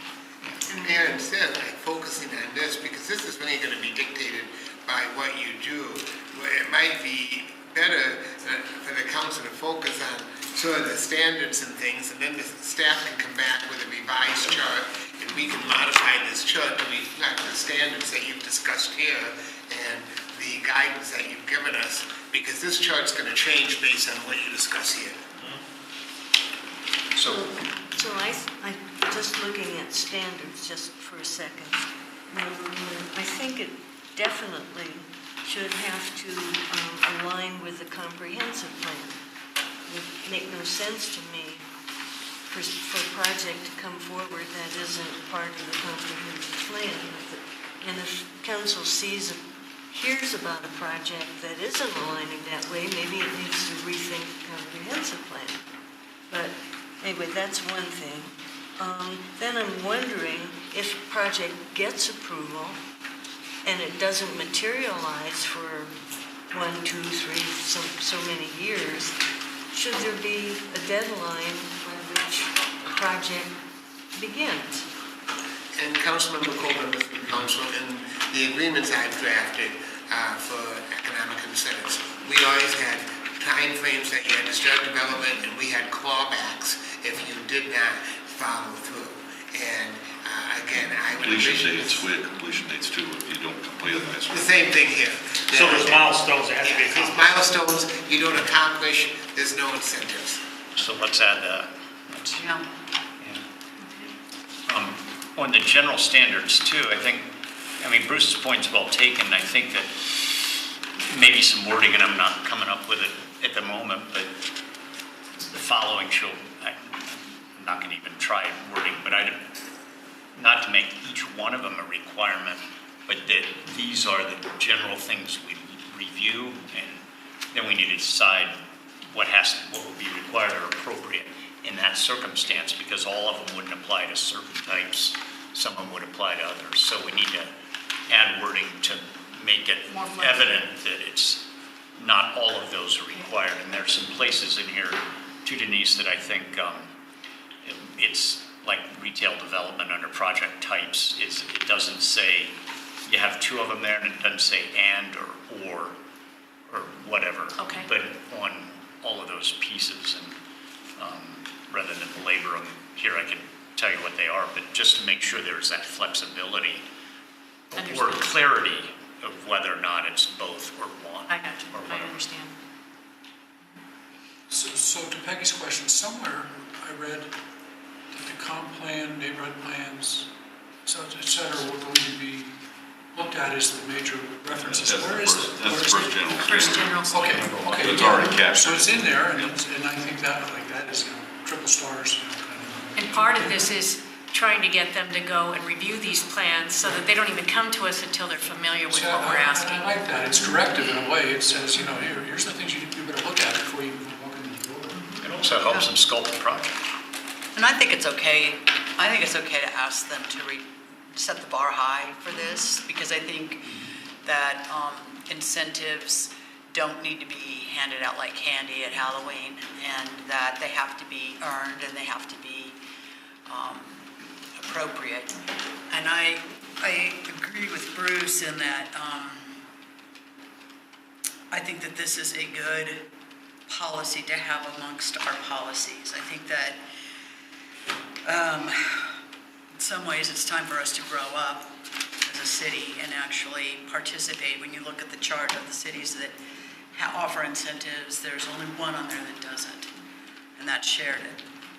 And I think that it is part of being, it's part of the new world. I mean, it wasn't part of this old world. Incentives were different than if they were at all. But it's definitely part of the new world. It's part of the competition. Our neighbors are on our borders, and I think of an opportunity that was lost. It was all private. It wasn't anything that the city could have done anything about, because it was a private shopping center, two private shopping centers competing for a national retailer, and one of them was Aspen Grove. And because an incentive program by another shopping center came along and actually came with some threats, we lost it. And so when those types of things come along, I mean, they can be pivotal in a city's retail basis. And I think that's important. And I also remind council that when we sat up there for nearly a year fighting over urban renewal, one of the things that was consistently said by people who were opposed to, but council members who were opposed to urban renewal, was that we have other ways to incent development. We have other ways that we can use. And so, I think that that's important for us to remember now, that there are other ways to incent. And I think having a program, having a plan, having a design, having criteria, being able to look at it and evaluate it on a fair and level basis is exactly the type of program that we need and that we should have. And I think it's brilliant, and I think you did a great job. Some tweaks here and there, but I'm very much in favor of this. And Denise, on this too, and I don't see it in the plan, but numerous cities have different incentives by zone. So, for example, if we're trying to develop the Santa Fe corridor as a more of an earmark of Littleton, that this is a cultural asset we have, we could have a different incentive policy or package on that corridor than we would at, say, a place that's more developed, like Main Street, for example. So I don't know how you build that in again, but that's something to consider. And I know Wheat Ridge does that, and a couple of cities I've worked in have done that, and it's very effective in terms of if you want to attract quality, some certain types of quality to specific locations in the city, like the redevelopment of Littleton Boulevard. As that comes along, we could have a different incentive policy there to hopefully attract people to locate there rather than in a location that's less desirable to us as a We city. actually did discuss that, and I think that's very sensible, because, for instance, we have talked a lot about incentivizing or encouraging the redevelopment along Littleton Boulevard, and it's no longer an urban renewal corridor or plan area. So one of the things that might be an added boost to considering an incentive is that this is contributing to the redevelopment of Littleton Boulevard, or whatever areas you would like to specify. And same with any sort of development along the river corridor. Sure. And to incent differently along there in terms of the environment and the open space protected areas. Well, coming from both DOLA and the National League of Cities Advocacy and Economic Development, the important part is having a basis for having that discussion with folks that are looking to come into town. And you're right, Denise, and part of this is having them say, take a look at the character that you're looking to join into, and have them go through that effort. But the important part is that the positive physical and economic impact, and then the character component that we've mentioned. Both of those are very important in what we're looking for, and the ones we've missed out on were ones that probably could have done that. The other part is to say that we're in position and familiar with other programs that the city may not offer, but we can be in a position to help advocate for those when they do hit these buttons for us, where it is going to be positive and economic. I don't want to necessarily turn away employment, but I don't want to necessarily use city dollars around employment. And so going to the state or the county, where they may have some opportunity for that, and to advocate on that behalf is something that's positive, and to say, hey, we know what is out there, and we're willing to help you in that effort. And a big part is that ability to have that professional discussion with them, to say, what are you trying to do? And the environment, as Deb has mentioned, is different. In the 90s and the 80s, cities were flush, and they could provide that construction of infrastructure. But unless Tiffany's going to be telling us something within the next month, we're not necessarily flush for building additional infrastructure, let alone taking care of what we do have. And so the environment has changed, and looking for someone that's able to put some private investment dollars towards the infrastructure that will help be a win-win is something that is good. So I think we've got enough direction to maybe kind of revisit what we've put together. I'd at least like to come in with some specific things in this, just minor in one sense, but I think important. So the planning and development processes, the city will provide exceptional customer service and ensure that its applicants experience, it says an expedient. I think efficiency is more important than expediency, but maybe both. And then it's talking about the high quality development process. So potentially you could just leave out expedient and focus on high quality, because that itself might take care of that. But the changing of, if we keep the concept that I'm suggesting, substituting for expedient, the word efficient is used in the next block. So that really is more appropriate, since that's used in that section.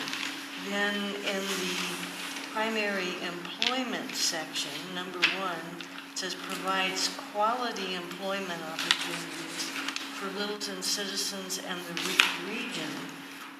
Quality is just totally wide open, so I'm not quite sure if we need that. And what region are we talking about? And in A under that, it refers to area per capita income. Are we talking the larger metro area? Are we talking the South Metro area? What is that really tied to, if we're keeping tying it to anything? Then in the commercial/mixed use annexation, number 2, is reasonably served by the city and its service/infrastructure providers. I don't know what reasonably would mean there. Possibly adequately, but reasonably doesn't really do anything.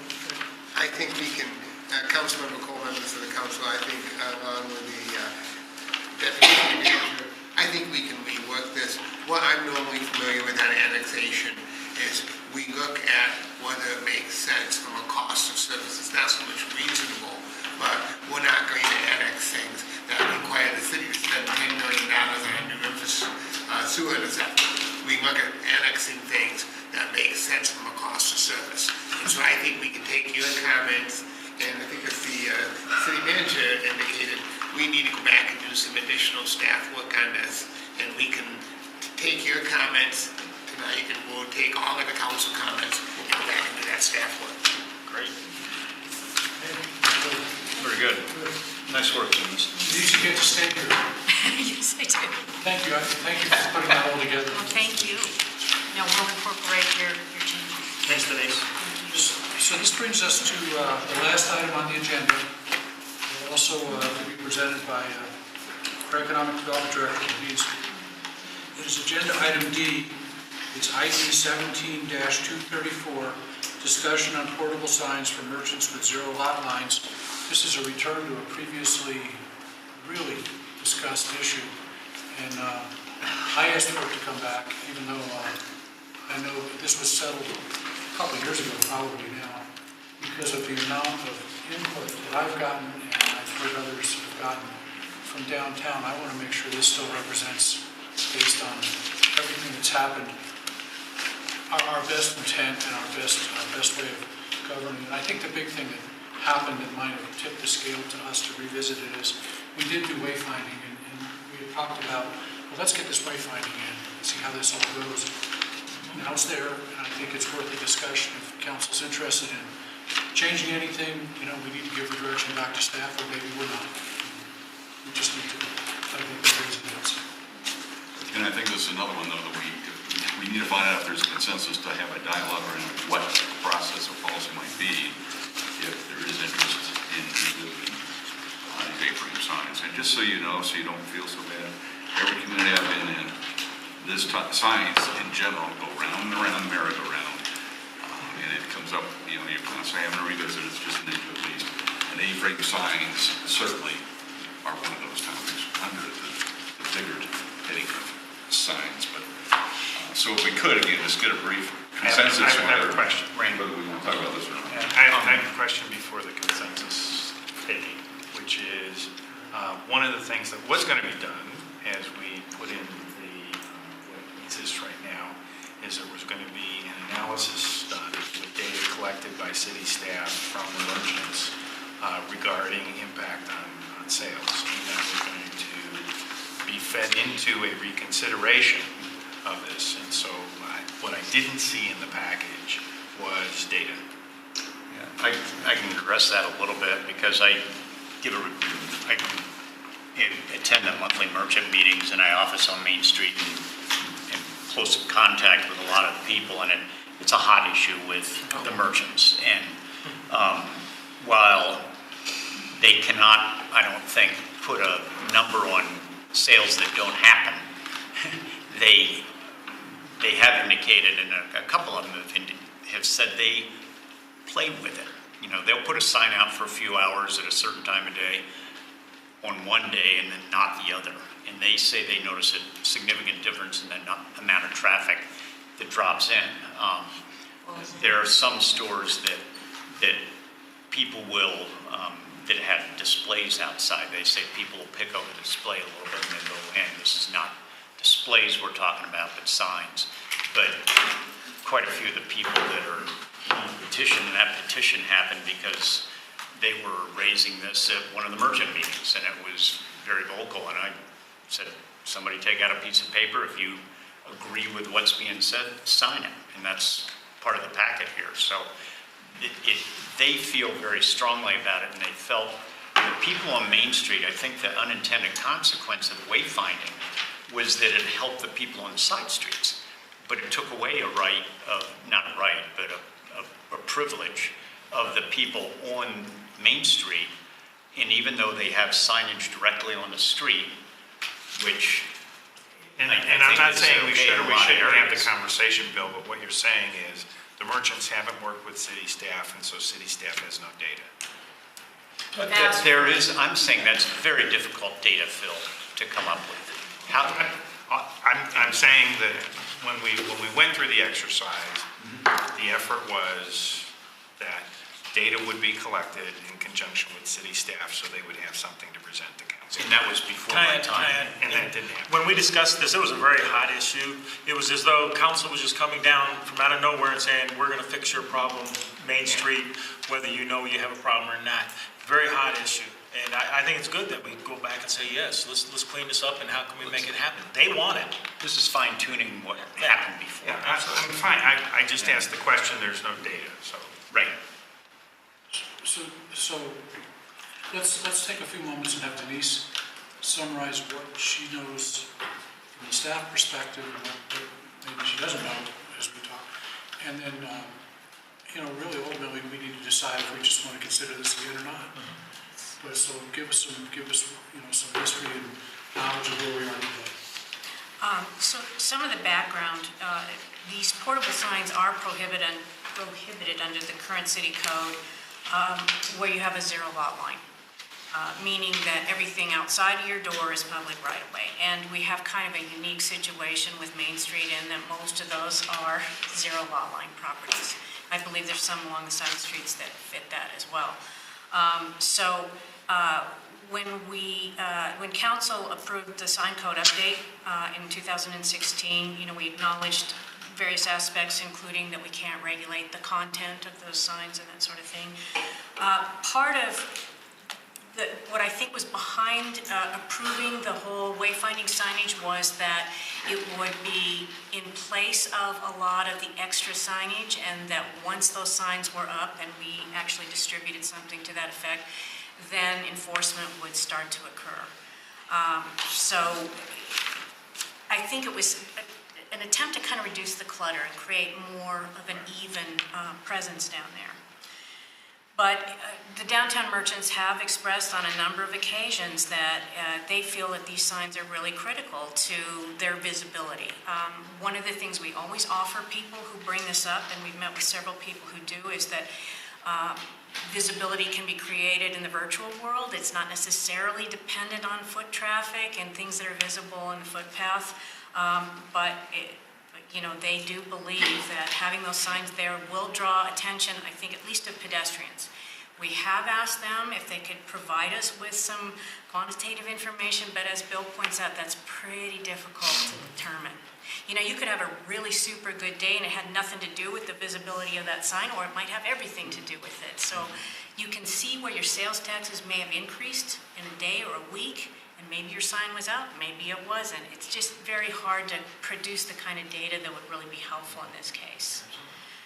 So we've put out a variety of pros. Mainly they think that it increases their visibility. We have approved the merchandise display, which is allowed for these zero lot line properties. The merchants are saying that because the side streets have the advantage of participating in the wayfinding signage, that it would be nice for them to have that same opportunity. Some of the cons, obviously, are where these signs are placed and making sure that we're in ADA compliant. It has to do a little bit with the cluttered sightline, which isn't entirely the fault of the signage. It has a little to do with how the trees are planted, where the city benches are, and other aspects like that. So we as staff think that what we could consider if council is amenable to this is altering the sign code, but maybe setting some very specific standards that would make people who utilize these signs comply with very specific things, including making sure that this is done by permit and it meets the standards, that it complies with the ADA access. You could even set a standard for style of sign or restrict placement. So it's been observed that if you're driving down Main Street, these signs, the closer they are to the street, the less visible they are to people in their cars. So it almost makes sense for safety and for visibility that there be some aspect that says these signs need to be right up against the building. Straight up against the building, if there's not, if it impedes access, or perpendicular if there's enough room for that. And then, of course, part of getting the permit would be to provide a liability coverage. So we can have some questions, Deb. Well, I am just deadly sick of this issue. It's just never stops. we think we're helping them one time, and then it turns out we're not, and then we do something else, and it's. I personally do not think that the signs, the sandwich board signs, are something that adds to the safety of the mobility downtown. I think that from a marketing perspective, I'm sure that anytime you put a deal or a sale outside your store, it's obviously some people will read it, whether they respond or not. So I get that aspect of it. The downtown merchants obviously are an important piece of the fabric of our retail. They're very important in our economics. They're a very vital add to the complete vitality of the downtown area.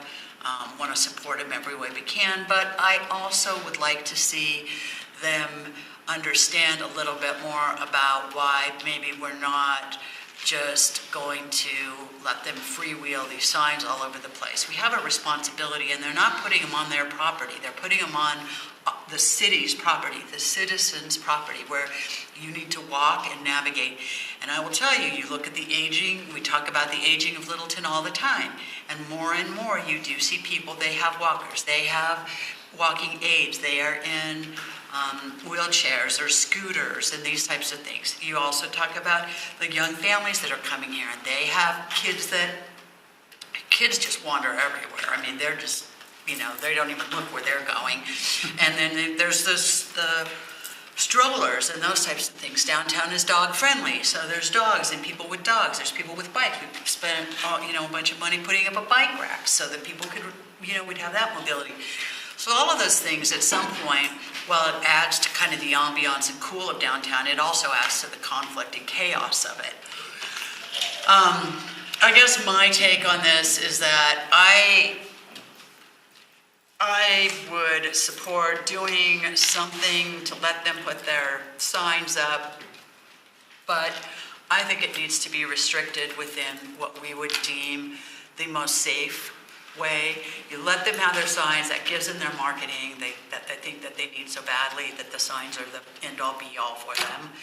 But I think that we are responsible for that safety, and we have brought this up before about what the sign should look like, and the liability thing in the permit. They fought the permit. They didn't like the liability issue, so I don't know how that will fly. I don't want to regulate style. They can do, in my opinion, I think I wrote down a couple notes. I think that what I would like to see us consider regulating is the number of signs they can use. I think that they get one. And I think the size of the sign. So I think that if they have, maybe unless they're on a corner and they could have one on each side, something like that.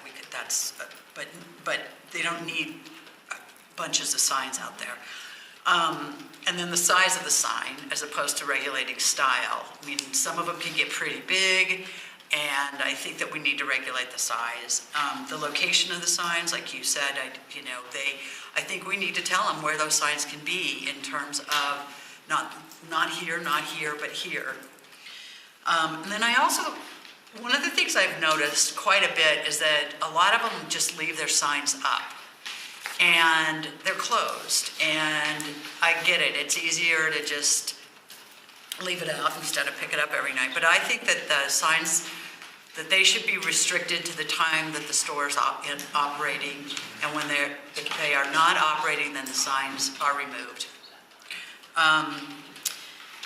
And I would also suggest that I, quite honestly, am not interested in talking about our planters or our trees or our benches or our trash receptacles at this point. I think I just would rather us deal with finding a way to allow them to have signs that maintain some level of safety and some level of cohesion downtown, so that, I guess, that would, I don't know if that's a win-win, but I think that nobody walks away a big loser.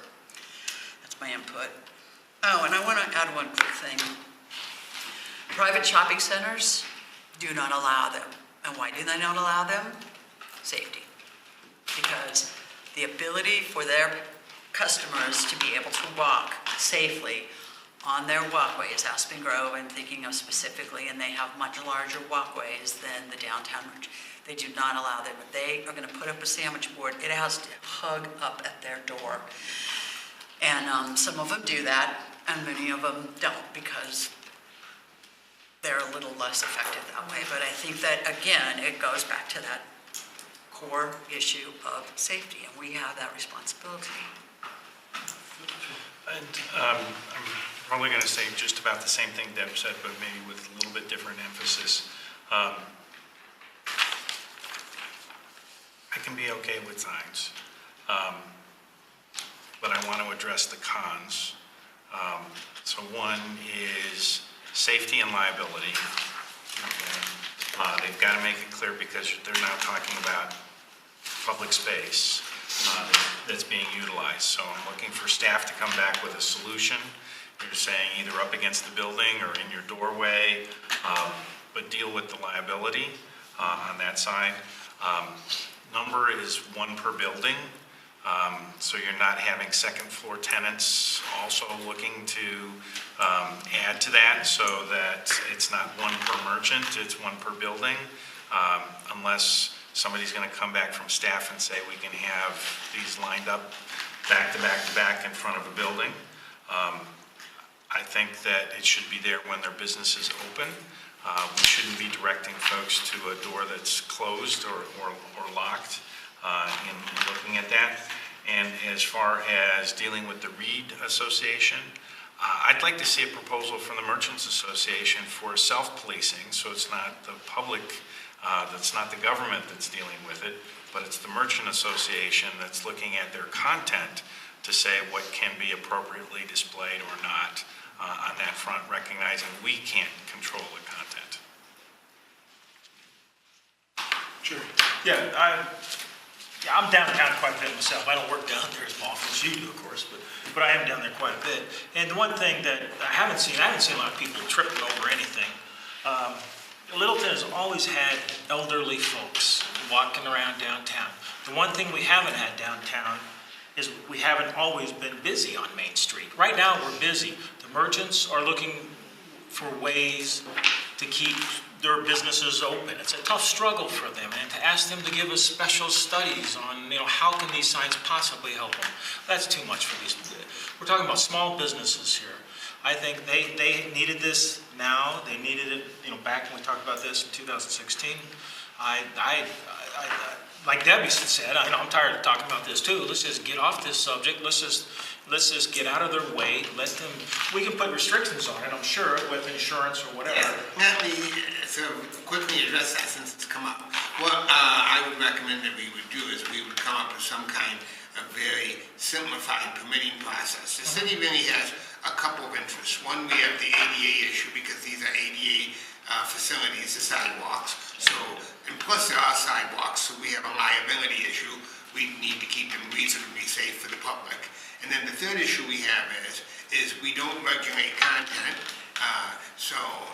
But we do regulate things like size. We don't want them so big that they become an obstruction. We don't want somebody doing an A-frame sign and having a light on it with an extension cord. And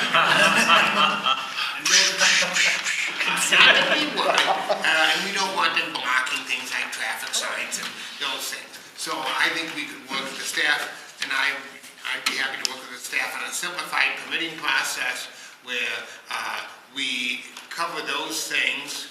And we're not going to get into regulating content. Now, keep in mind, there may be some signs that you may not like the content, but that's the price of the First Amendment. Speech. Yep. Okay. So, just a couple observations. The rhetorical question, why should the multi-business signs be allowed in the public right-of-way and not the smaller signs or some other kind of sign? But the large ones take up a big chunk of public right-of-way. Peggy, could you clarify that? You mean the ones that we bought, the wayfinding ones? Yeah, the ones that, let's say on Prince, just south of, just north of Main Street, right? And then The portable signs, if they have portable ones, should be larger so people, than they have been, so people can't trip over them, particularly when there's a lot of people and maybe people swing out, and the people behind them don't realize what they swung out for, and then blam over, they fall or whatever. And then require them to be moved during festival days. Absolutely. Those are all the types of things that you can do in a permitting process. I've seen jurisdictions and all these, and they have exactly those kinds of standards in the permitting process. There's got to be a reasonableness to it. Yeah. And I think that's certainly something, if the council wants to go ahead and gives that guidance, then we can work on amendments to the code to bring back something to you for first read that you can consider. Just on Phil's point about one per building versus one per business, I understand where you're going, I almost agree with you, but we have some really long buildings. Like the Bachelet building is 2/3 of a block, and they're, like where Kurt's Cheese is one building. And right next to it is Hanson Brothers. Safety is the bigger part, Bill. Right, but I think we need to, maybe you guys could walk downtown and kind of figure out a way to address that that's fair. Rebecca's over there nodding because she's the one who has to carry the sledgehammer around. So Doug? How specifically does the insurance thing work? Are they indemnifying the city, or are you just ensuring that they have an insurance policy themselves? No, what we would want them to do is we would want them to do basically both. We want them to, my recommendation would be that they would name us as an additional insured on their insurance policy if there was some slip and fall, trip or whatever. But normally what we would do is if you were going to put something in our right of way that we give you permit for, you're going to indemnify us for any damages that we would incur. So the idea is to try to have the city held harmless in this event. Now, sometimes for a variety of reasons that doesn't work, but that's going to be the basic principle is we want to be held harmless. So, but somebody was saying that that was an issue for some of the merchants? Yeah, last time that we presented it, there was the issue of the permitting and then the liability. And I don't know if it was because we had a certain maximum that we were asking them to insure it, or if there was just a misunderstanding of how things work. But there was some pushback on that, pretty good pushback. Do we know what that does to their insurance policy costs? Normally what we would want them to do is name us as an additional insured under existing insurance. And that basically, we, the city, when we contract with people, have to name people as an additional insured on our insurance. And the basic cost is just the time working with your agent to accomplish that. But it's something that commercial insurance does this every day. It's not an unusual thing. It's done literally hundreds of times by commercial insurance companies in a day. I'm assuming that all of the landlords would require the merchants to have liability insurance. If I was a landlord, I would certainly want them to have insurance. So this isn't a question of making them get insurance with them. No. I would think most of these, because again, if you have any kind of business loans, your banker is going to want insurance. And if there's any kind of mortgage or security interest on the merchandise and the property, and my guess is on most of these, there's going to be a security interest on the merchandise, they're going to want insurance. So I expect that almost all of these people have insurance. So I think we're telling staff we're in favor of seeing this again with some of our questions answered. More time. More time. With that, we're done. I got just a couple real quick housekeeping items. The September 5th meeting, we don't have anything on the agenda. That's the holiday week anyway. So with your permission, we will have an item on the next agenda to cancel the September 5th meeting. No complaints here. The budget workshop meetings, I understand that someone around this table may not be available Monday, September 11th. Who? I can't say who for sure, but I heard maybe somebody that does something with the Broncos. Well, if there's a Bronco game, and it's a home game, I won't be here, sorry. So, Jerry, that's a side job. Just a side job. Let's include that. Okay, no, That's right, I forgot to spot him Yes. a break. So if I can have your proxy vote that night Yeah. for budget on the, no. Yeah, that's right, yeah, I did The email. recommendation would be, if your schedules would allow it, is to shift the budget meetings then to Tuesday, Wednesday, and Thursday that week, so the 12th, 13th, and 14th. I sure appreciate it. I'm out of town Thursday. I'm gone Thursday. On Thursday. We're talking 5th, 6th, 7th? No, we're talking, well, right now it's set for the 11th through the 13th. The 5th we have. 12, 13, 14. Well, it's up- I'm also gone on that Thursday. Okay. So if you're all comfortable, at least not having one council member. That's for the way it is, yeah. So there's another- Jerry can watch go ahead, the Jerry. video. Jerry. You can watch the video. Video's not the same as being here. Can you imagine being at a How Bronco game long watching are the we city council? expecting each meeting to last? Well, that was the other thing we needed to talk about, was the hours. We were gonna propose to start at 6. And go to 3 in the Well, and if morning? Jared, well, 6 to probably 9, we open up, it's 9 if we don't have to, but. Well, we potentially could go to 10 2 nights and not need a third night. If Except we're efficient. that ends up being pretty risky because we would already have foregone the one night. And then no ability to make it up. Well, we could stay later that second night. The schedule's there, yeah. If we I think finish 6 early. to 9, 3 nights is plenty. After that fourth hour is not real productive. No. But again, it's your meeting, so you tell us what. I'm fine with I leave after 3 hours if I'm there or not. The other thing is, we will feed you. Check out. Since we're asking here at 6, we'll feed you probably just sandwiches or something, but Well, we'll need 2 meals that's true. Dessert, yeah, each night. tonight. So. We're not gonna feed you 6 to with 9? 6 to 9, so we'll keep it the 11th through the 13th. We'll catch Jerry up after the Bronco game. I think that's the kickoff, if I'm not. Jerry, are you comfortable with that? Okay, any other further business? I don't have a choice on Monday. No, yes, you do. If Jerry's not comfortable with that, But I'm okay. are you sure? I heard he's okay, so. I'm okay. Election day schedule. You're okay, Jerry? Talk about that. I'm hearing you. Election day schedule. But yeah, Okay, I think we're done. we can do that Anything else? tomorrow. We're done. We're done. Thank you. Thank you.